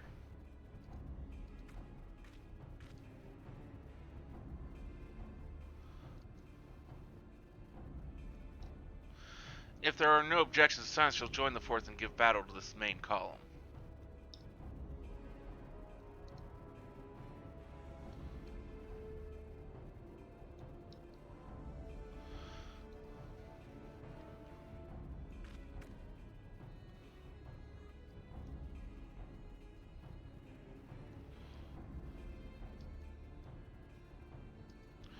You're with the third then, Warrior of Light. Your job will be to intercept these squads hiding out in the west, prevent them from reaching the processing plant. When you're ready to proceed, report to Lieutenant Yuhase. His scouts should have a rough idea of where the Imperials have concealed themselves by now.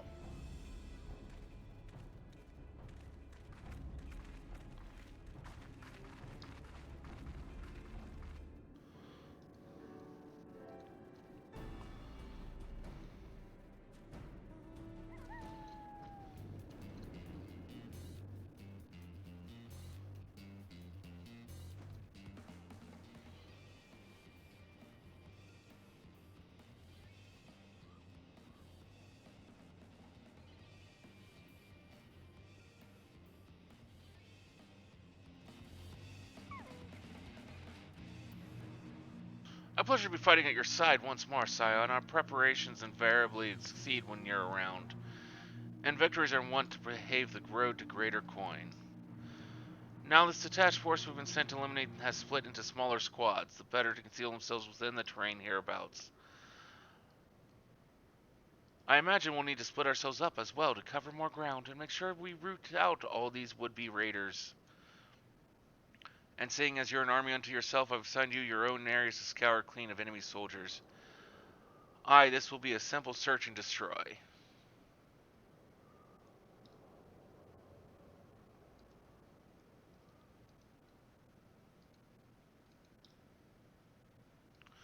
We'll rendezvous back here when the task is done.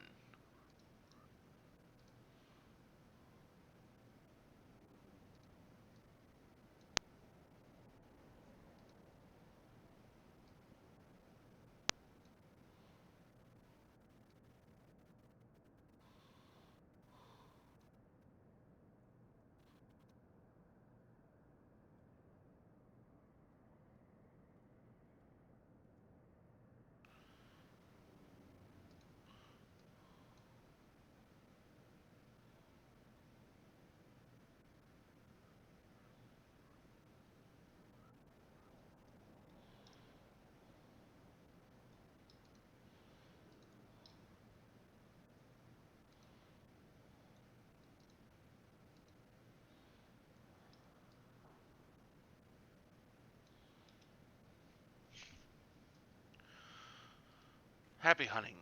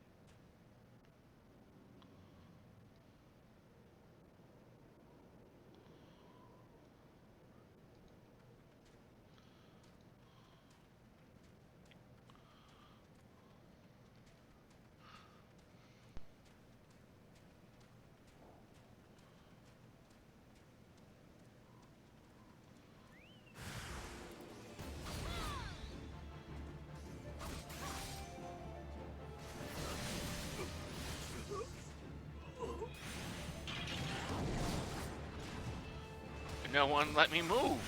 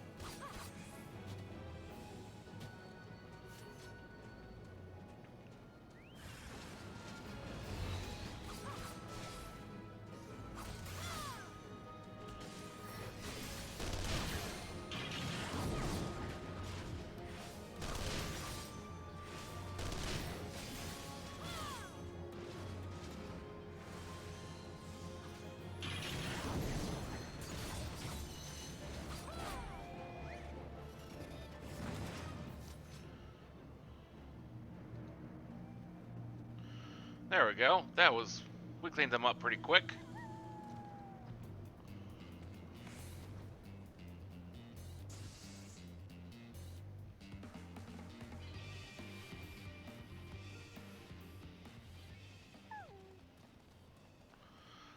Using Grim sign, I'll take that to mean that between us more than a few Garlings won't be making it back to the castrum. These Imperials, though, they certainly made us earn our pay. I would be a happy man if I never had to tussle with another of those Magitech horrors. It is time we bid this war-torn land farewell. I will contact the 4th and let Lieutenant Elaine know the west is now clear. I'd appreciate it if you would do the same when you report to Lieutenant Edelstein.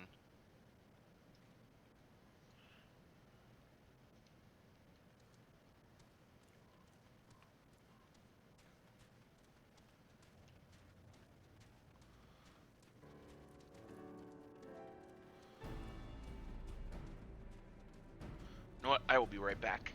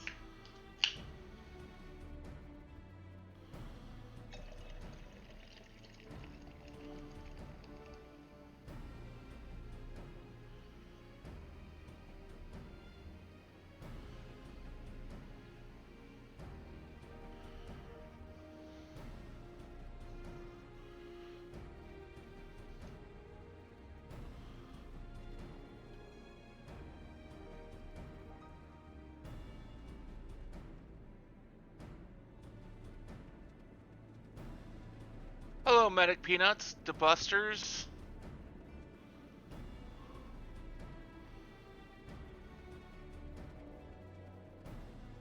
Nah, you'll have that.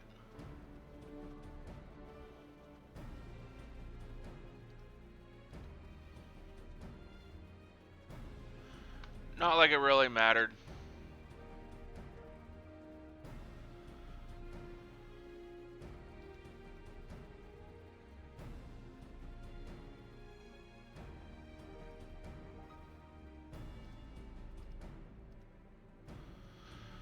Corporal Frox, what news of the Garleans?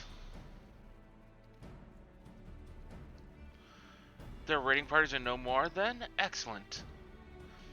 The Magina engineers will be most relieved to hear that the plant is no longer in any immediate danger. Thank you again for your assistance.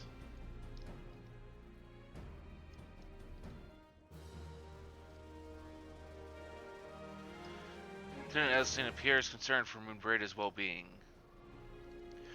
You must be anxious for word of your fellows. Lieutenant Elaine has reported a sound victory over the main column, and informs me that the Scions have already turned their attention to other duties. All but one, that is. The Rogden lady with the large axe would appear she has chosen to remain at the site of the battle. I know not what task keeps her from returning to civilization, but Northern Thanalan is no place to wander alone, even for a capable sword such as her. I would certainly feel better about things if you would check in on her before you continue on your way.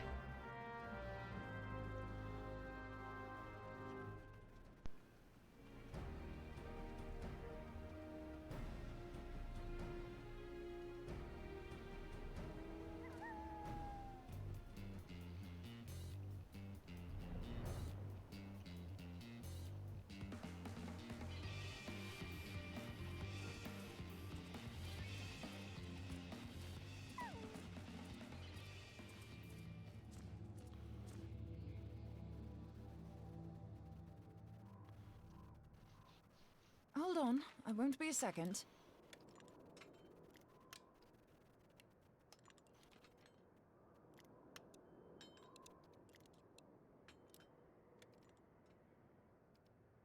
The beast seemed peckish, so I gave it a taste of my axe. I know, as Urianger never tires of reminding me. An axe ill becometh the hand of a scholar. What can I say? I like axes. To hear my mother tell it, I came into this world holding one. And it's not as if it stopped me picking up a quill, is it? I often think of the man who introduced me to the joys of learning. He's one of the reasons I decided to come to Eorzea. Him and my excruciatingly stiff childhood friend. Considering how unalike we are, it's a wonder we ever got on. The world's a strange old place, isn't it?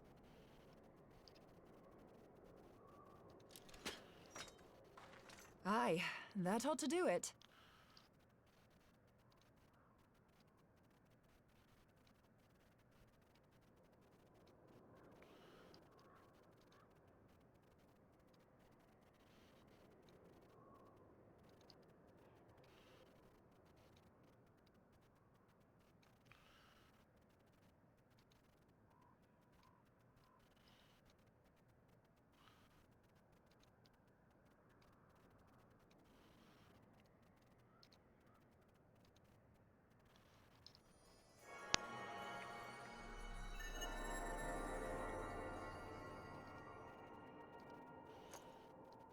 So far, so good. At these concentrations, it shouldn't matter too much if something goes awry. Just enough ether to make it interesting.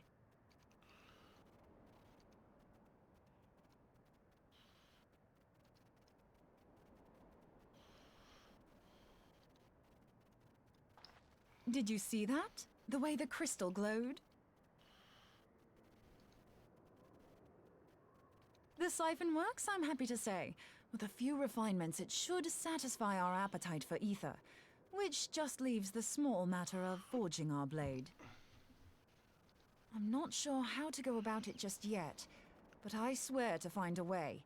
I'll put a blade in your hands if it's the last thing I do.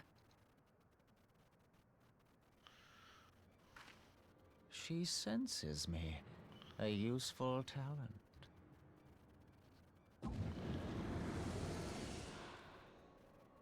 Hanassian, are they onto us? By your brand, I see you are an Archon of Sharlayan, keeper of knowledge, seeker of truth, meddler.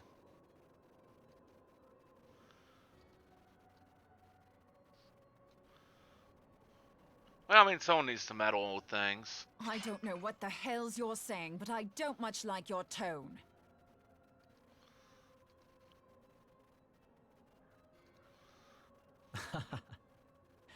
Your instincts serve you well.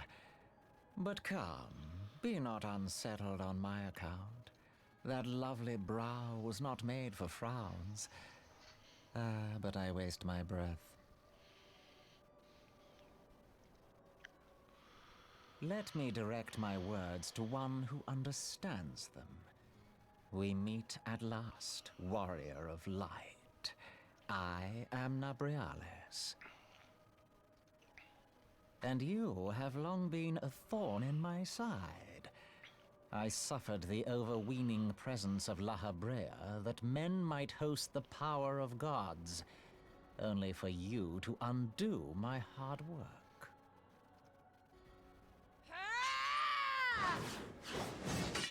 Oh, bugger. Do settle down. You must concede that I acted in self-defense. But what's yes, this? technically. I do not sense the blessing of light. Oh, dear. Could it be that frail Hydaelyn has forgotten her champion? This I did not foresee. Shorn of light as you are no longer a threat. And better yet, the seal is broken. Now is the time to claim the staff. With it in my grasp, I shall rise above them all and take my place at Lord Zodiac's right hand.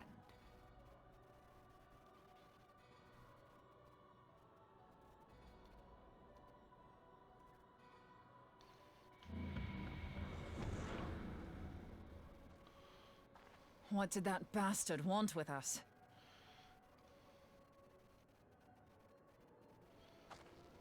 Nabriales, he calls himself.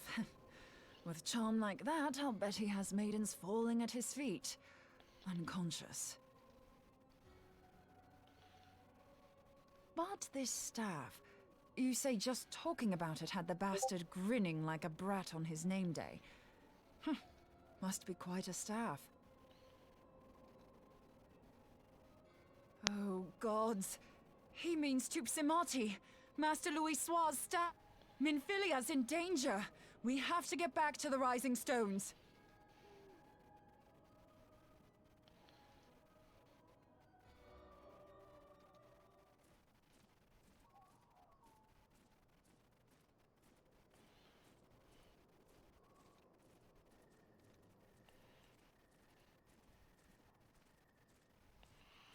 Okay, back to the Rising Stones we go. Always going back and forth between the two spots. Or, well, wherever we're at, back to there. Constantly.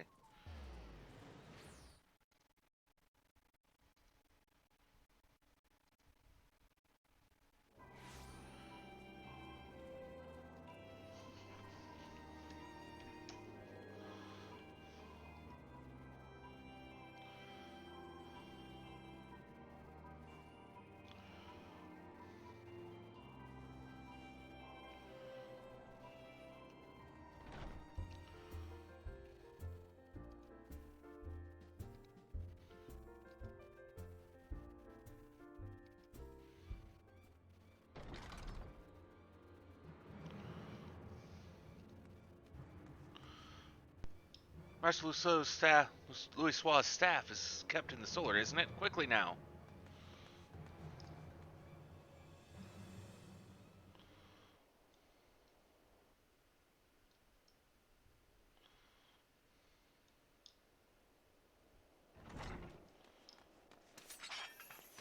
You two!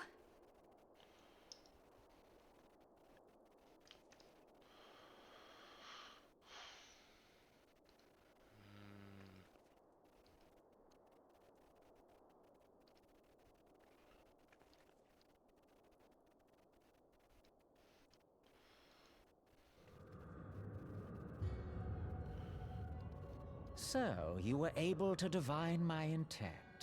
What now, warrior of light? Ah, but that name is no longer fitting. You have become decidedly dull, and quite incapable of barring my entry.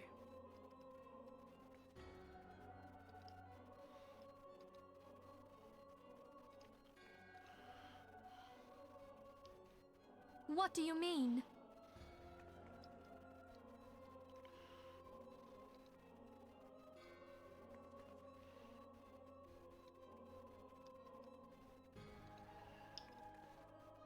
You truly do not know? Then I suppose it is only right that I enlighten you.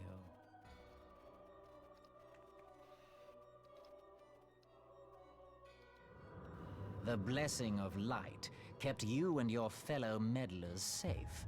It was that which prevented my kind from entering your domain. My kind, I say, though it had no power over the likes of Elidibus and La Habrea. Being of this world, they could come and go as they please, while I could only look on. But I need look no longer. Now that the seal is gone, I mean to act. Unlike the others, I am not given to waiting. I shall take that staff and bring about the next rejoining. Rejoining? Then it was your doing. The Isle of Val, the scholars, all of it.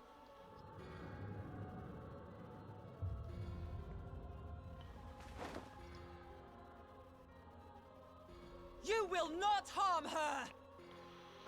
Well, you saying that's not necessarily going to actually stop him.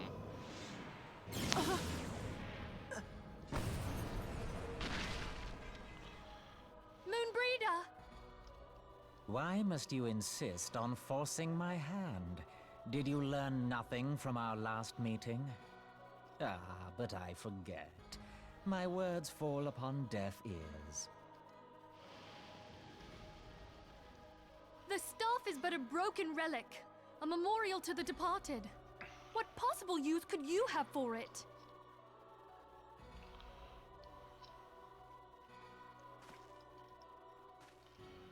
What use?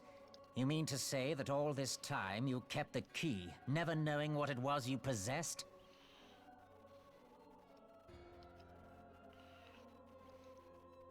Yep, The pretty much. staff Tupsimati, or rather the stone tablet it bears, is host to a great power.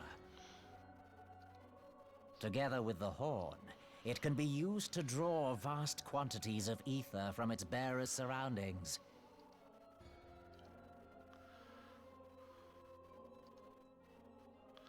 How else do you think Louis Soir was able to invoke the power of the 12 without making them an offering of crystals? Summoning requires not only prayer, but a profusion of ether. Even a child knows that. If I did not know before, you may be certain I do now. But above all, I know that we cannot allow this staff to fall into your hands. I will die before I let you take it. Insufferable woman. I would happily end your miserable life here and now. Alas, Elidibus would never let me hear the end of it. Very well. If you will not part with the staff, I will take you too.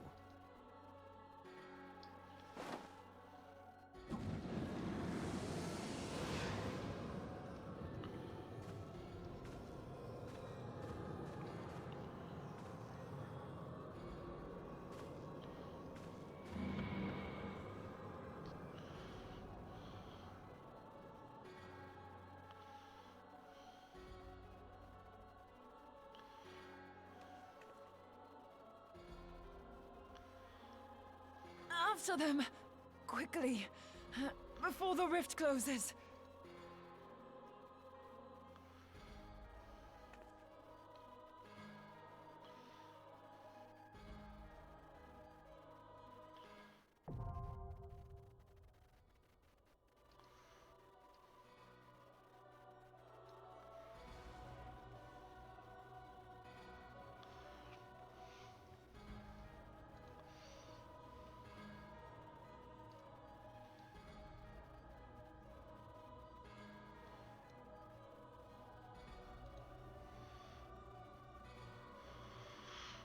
Okay.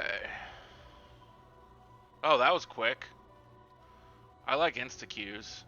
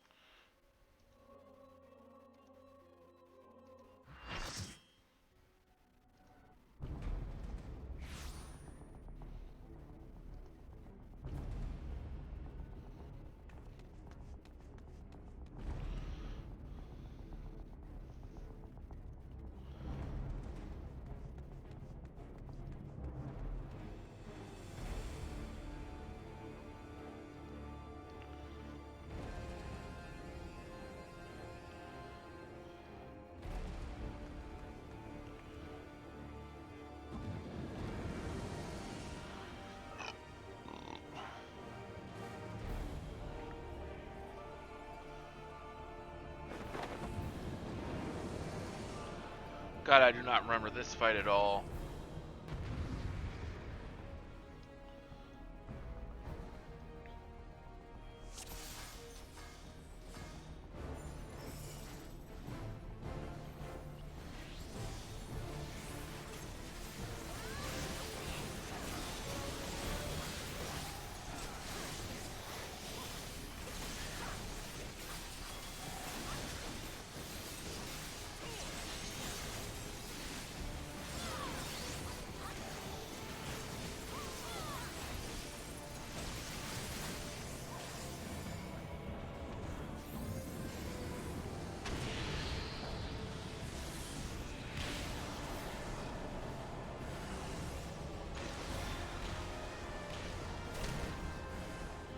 Alright, this is where you have to try and change between different debuffs.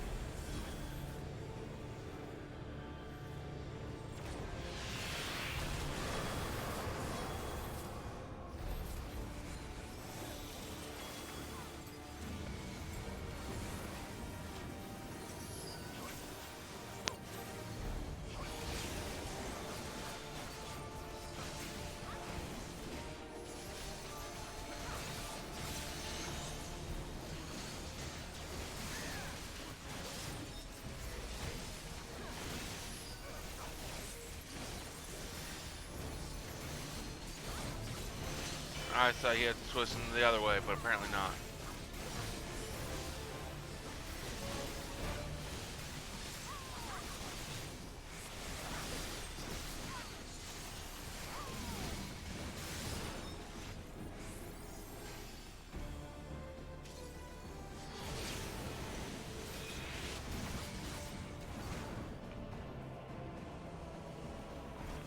God damn it.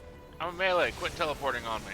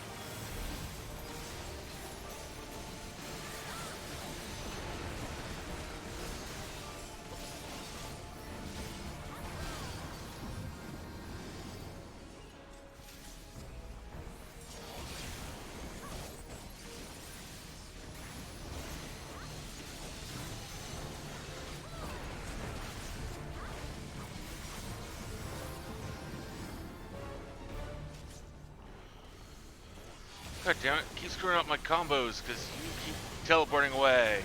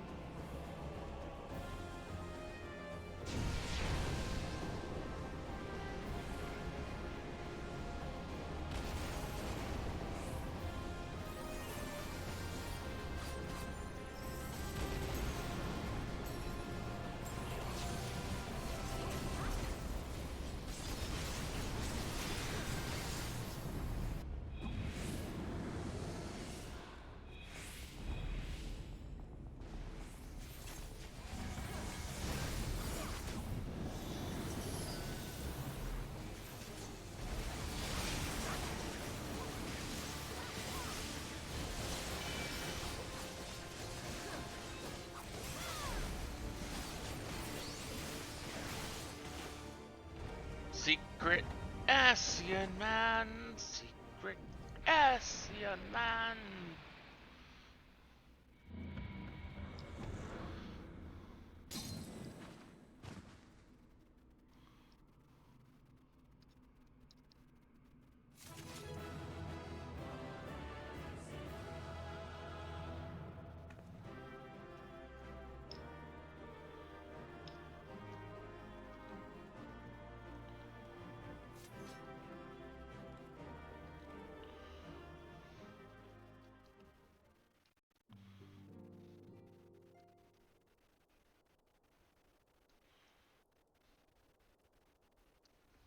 You're safe. Thank the 12.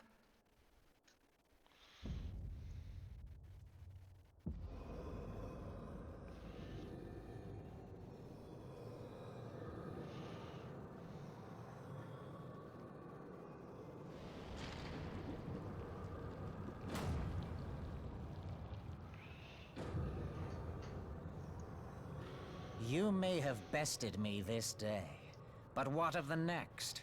What of all the days to come?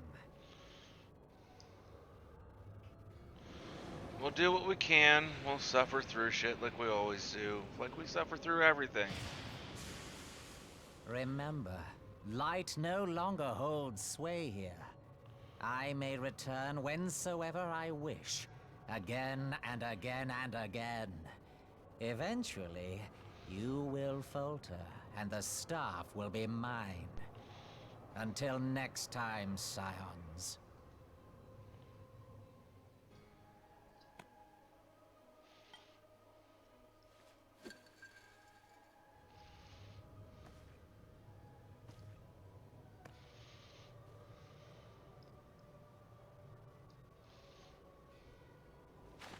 There will be no next time. This is the end.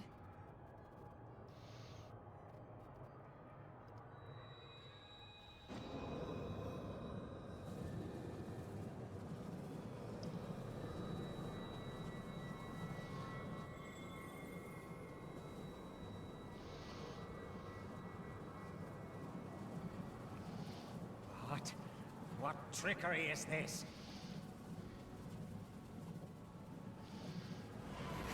No, no, you cannot, no!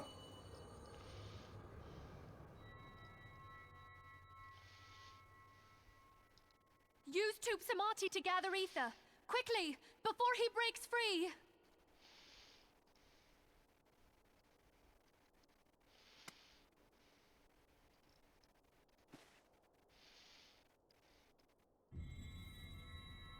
Concentrate.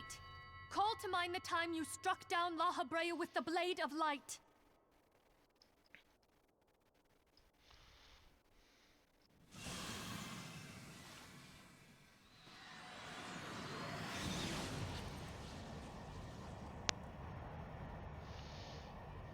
Why won't it work? Is it because we lack the blessing of light? Damn it. So much ether. And it still isn't enough. Fools! No mortal prison can contain me! I shall make you pay for your insolence!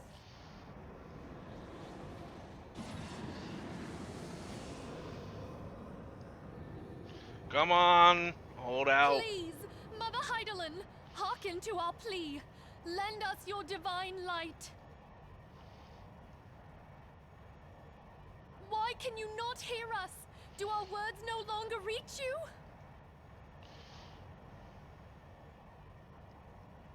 If only we had a bit more ether.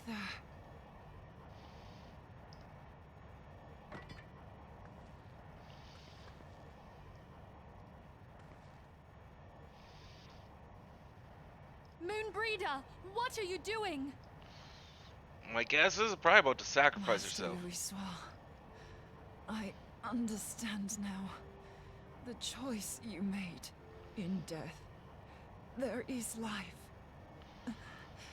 Farewell, Urianger. You daft old coot.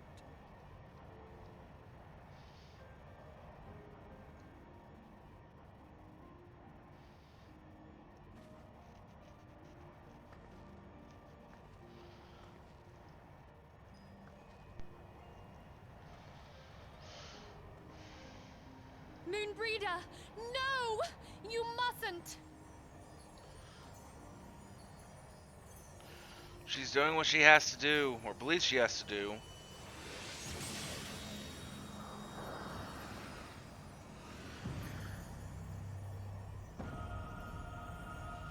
What? No! It cannot end! Well, you say that, but it certainly sounds in your voice like it is. I am eternal! I am immortal! You can say that all you want, it doesn't make it true.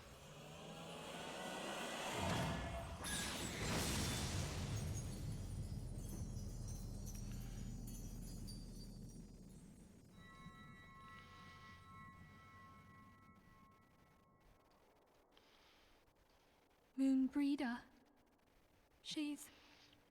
She's gone.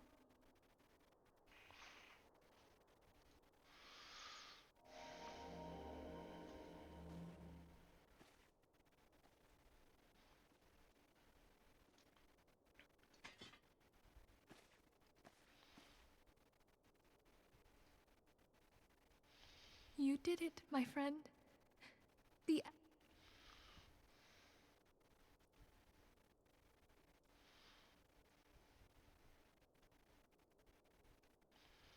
This device is a legacy of Moonbreeder's toils and sacrifice.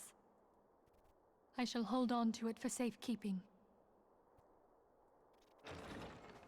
Minfilia, are you all right? I am.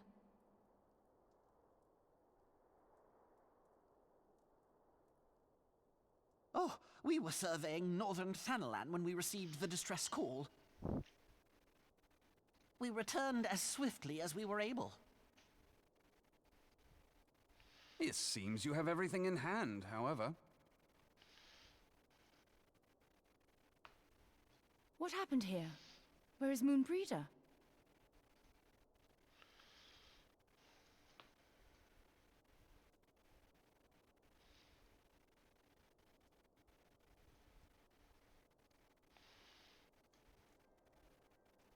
She gave her life to temper the Blade of Light. I have no words. Rather than await the inevitable, she took her fate into her own hands. Does Urianger know?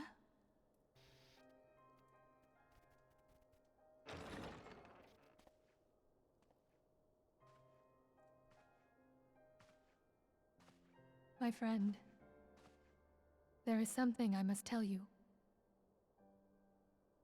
I heard all, my lady.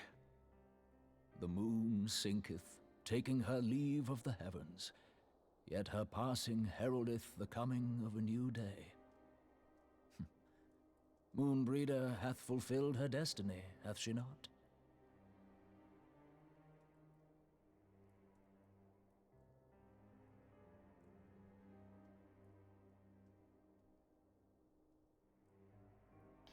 Long ago, far across the seas in the Sharlayan motherland, Moonbreeder and I did study under the sage tutelage of Master Louisoix. Full oft did he impress upon us that knowledge existeth to serve the greater good.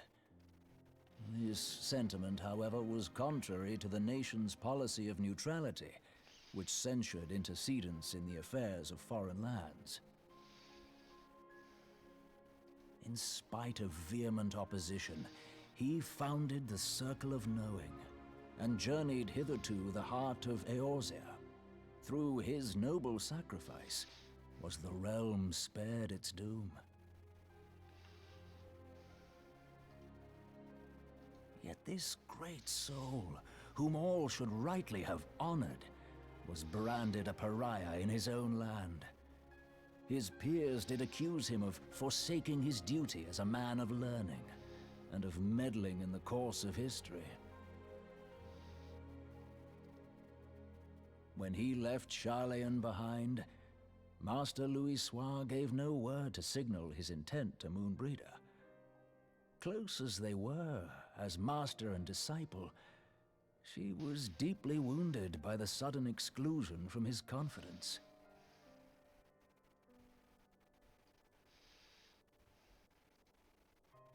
Above all, however, she was confused.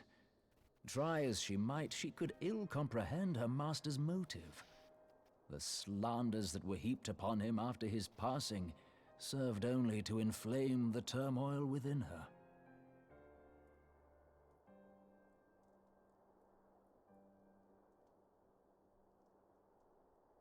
For years upon end, she knew not what to believe. Torn as she was twixt the man whom she revered and the man who forsook her and his duty both. The Louisoix I knew would never forsake his duty, much less one of his own. This I know full well, my lady. 'Twas not for want of love that Master Louisoix hid his intent. He but desired that Moonbreeder discover her own path, free of the shadow of his influence. Long did I contemplate revealing the truth to her, and long did I hold my peace. After all, was it not Master Louisoix's wish that she come to the truth unaided? I told myself it was, and resolved to let her suffer.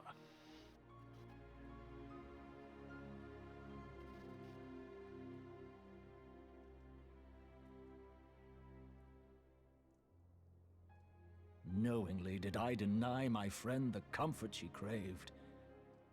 And now she hath gone to her rest, with doubt still in her heart.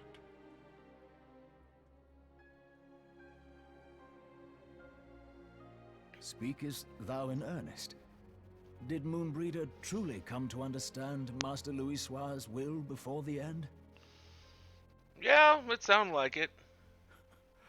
The realization hath set her free. She may now find the peace which hath for so long eluded her. Oh, Moonbreeder, my dearest, how I shall miss thee.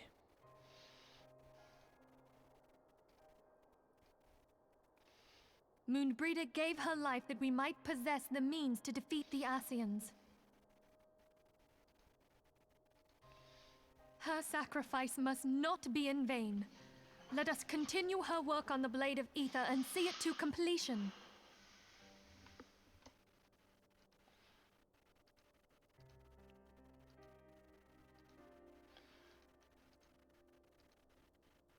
My lady, I would mourn Moonbreeder in mine own way. I beg your permission to return to the Waking Sands.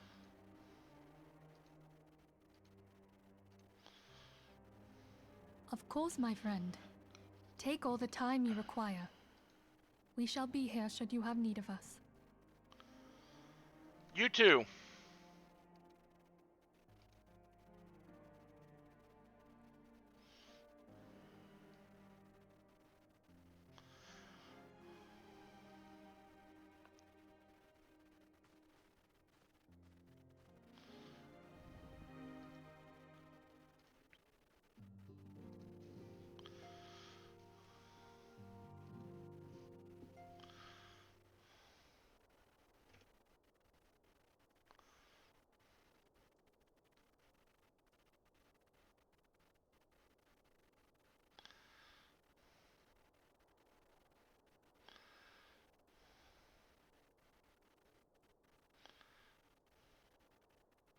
Never have seen Oranger so utterly defeated. No one should be made to suffer such grief.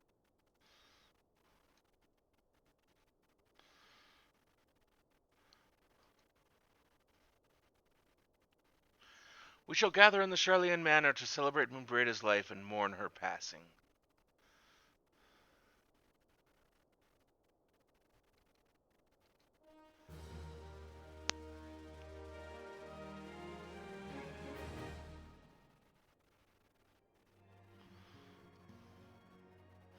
In memory of Moonbreeda.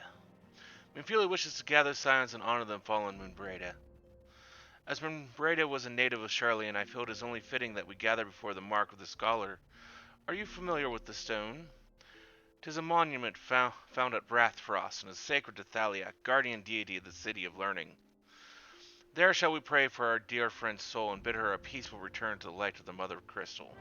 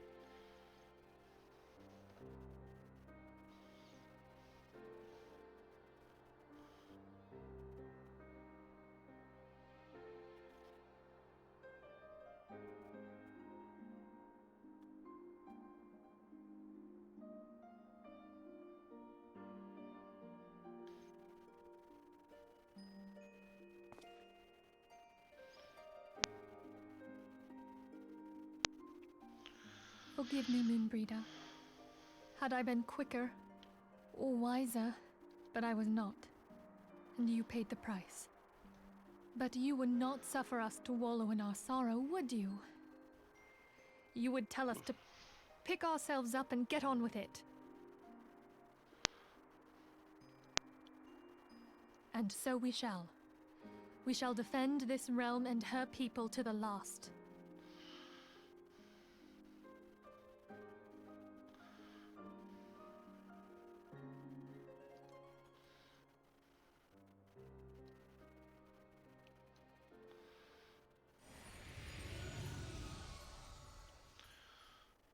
Life for death, a fair exchange. Other bargains will be struck. Yup, they probably will be.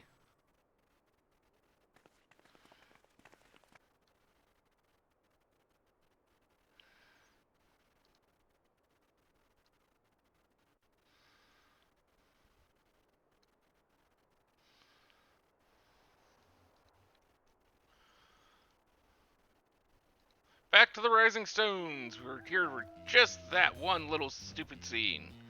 Now we gotta make our way back there. At least we can fly. Imagine having to run all this like what we had to do back when this game first came out. It was an annoying slog.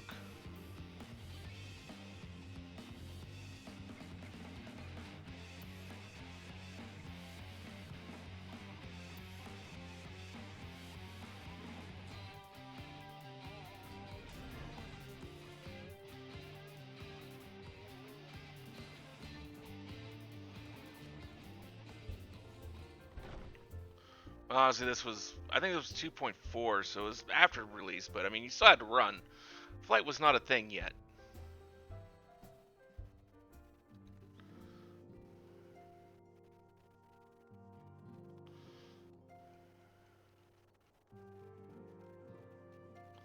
Oh well, that didn't go according to my plan. Oh well, whatever does. Nothing ever goes according to my plan.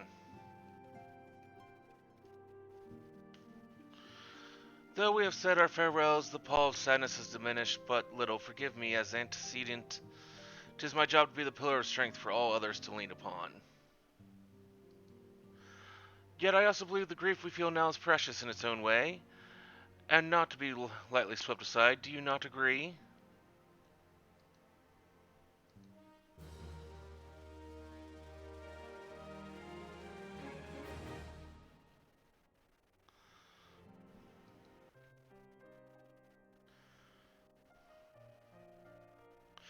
Tis as if a dagger has been thrust into my breast. But 'tis a pain we must learn to bear if we are to forge ahead with our duty.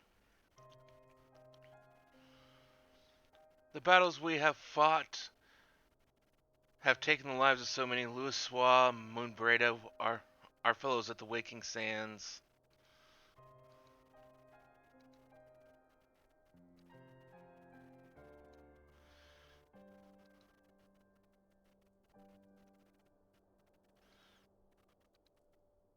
Their spirit and dedication to our cause, however, will never be lost as long as we rise to fight once more.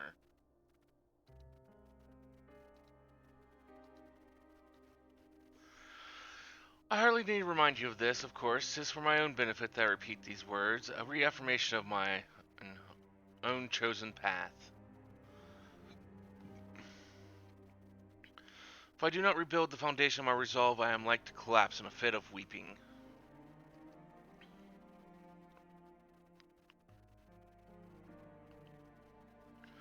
My apologies again. There is no other to whom I could display such weakness.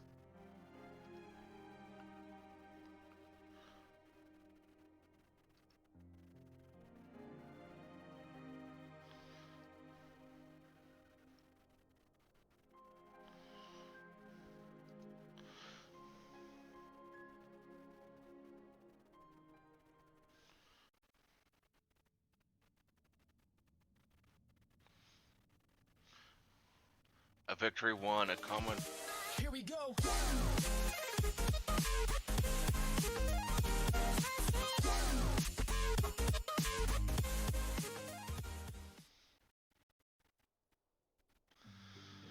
Well, go Seribot, finding a bot that tried to cam on and follow and banning them immediately. Minfilia has a request to make of you. Have you a moment, Illusion? I believe Ida wished a word with you. I should consider it a personal favor if you'd lend a sympathetic ear to her troubles. She has not been herself since Moonbreeda's passing, and my heart aches to see her so downcast.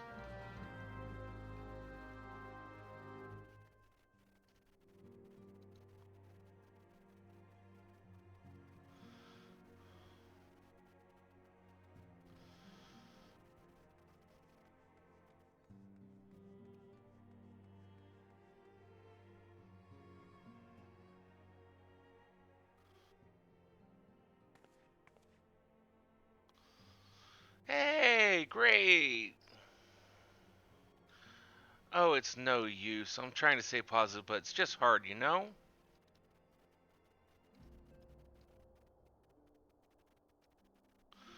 Thing is, I know Moon would tell me off if she saw me moping around like this. Which is why I decided to cheer myself up by getting her a special flower. I placed an order for a moon daisy with Rowena a little while ago, and it's ready to be picked up. The trouble is, I find Rowena is a bit difficult at the best of times, and well, this isn't one of them.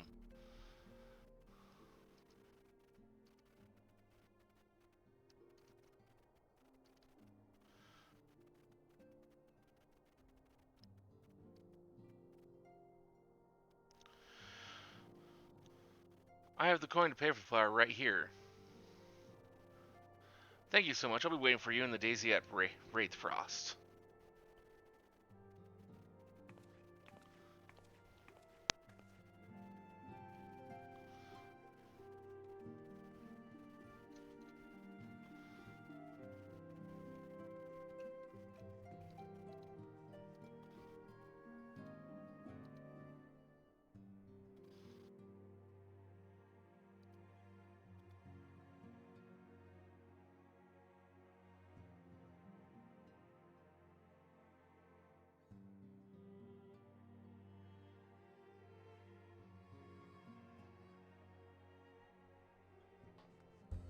It looks like this will probably be the last quest we finish tonight.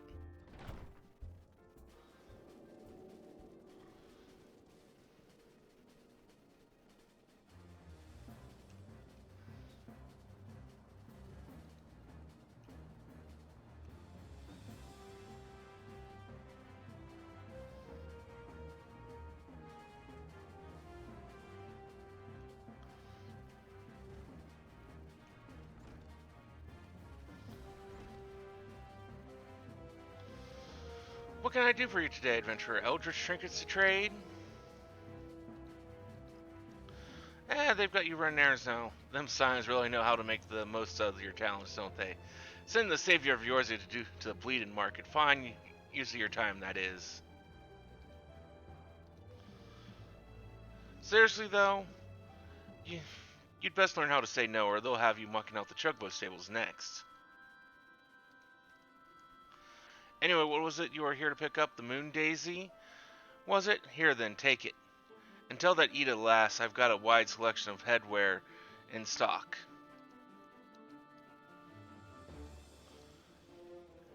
In stock if she needs to.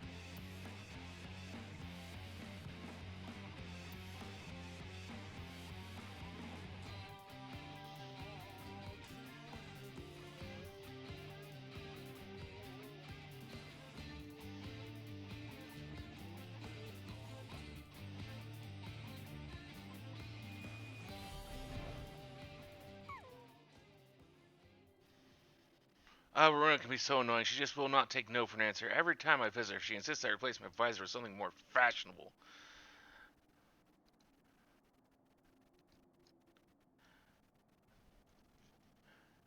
And when I tell her I like it just fine the way it is, she says it again and then again and then again. It drives me crazy. What I mean to say is I really appreciate you doing this for me. So anyway, let's see it.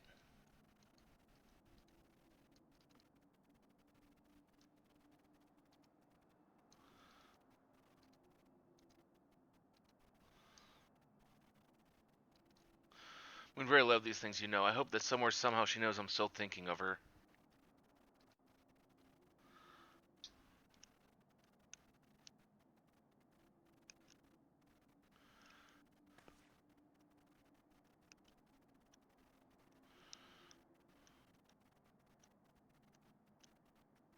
I'll never forget you, Moon. None of us will.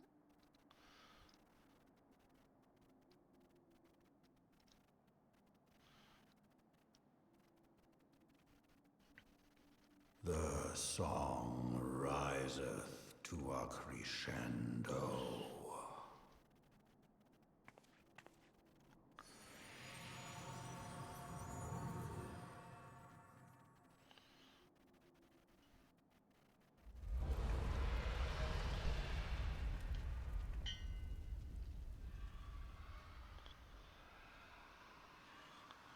That's a lot of dragons.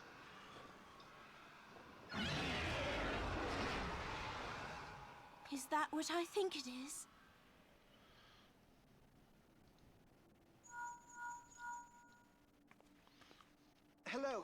can you hear me? We have received grave tidings from Ishgard. Pray return to the Rising Stones at once.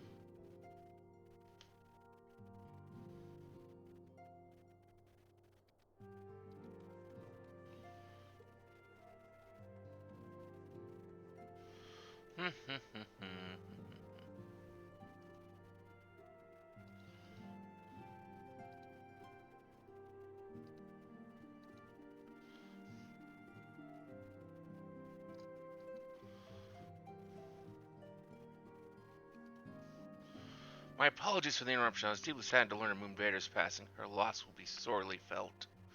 Alas, recent developments in Ishgard leave us little time to mourn. The envoy from Carruthers will soon arrive, and we must hasten to hear her report. Well, that's the last quest we're doing here tonight. Let's take a look and see who's out there to raid.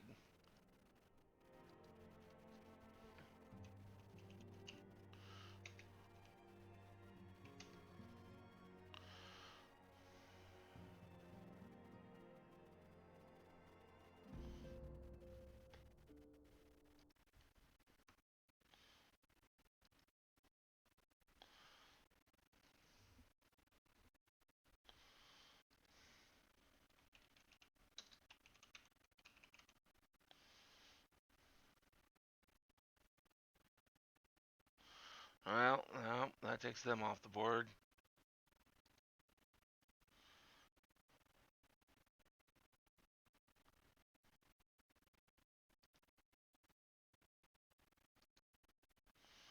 They're raiding someone else.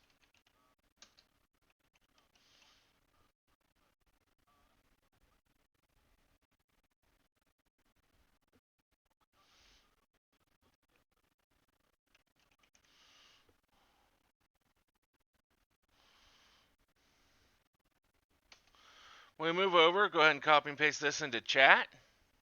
We'll raid Fizzy Games.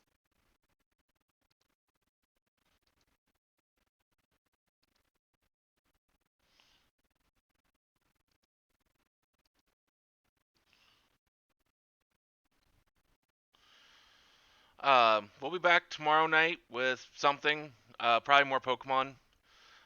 Till then, I hope you have a wonderful rest of your day.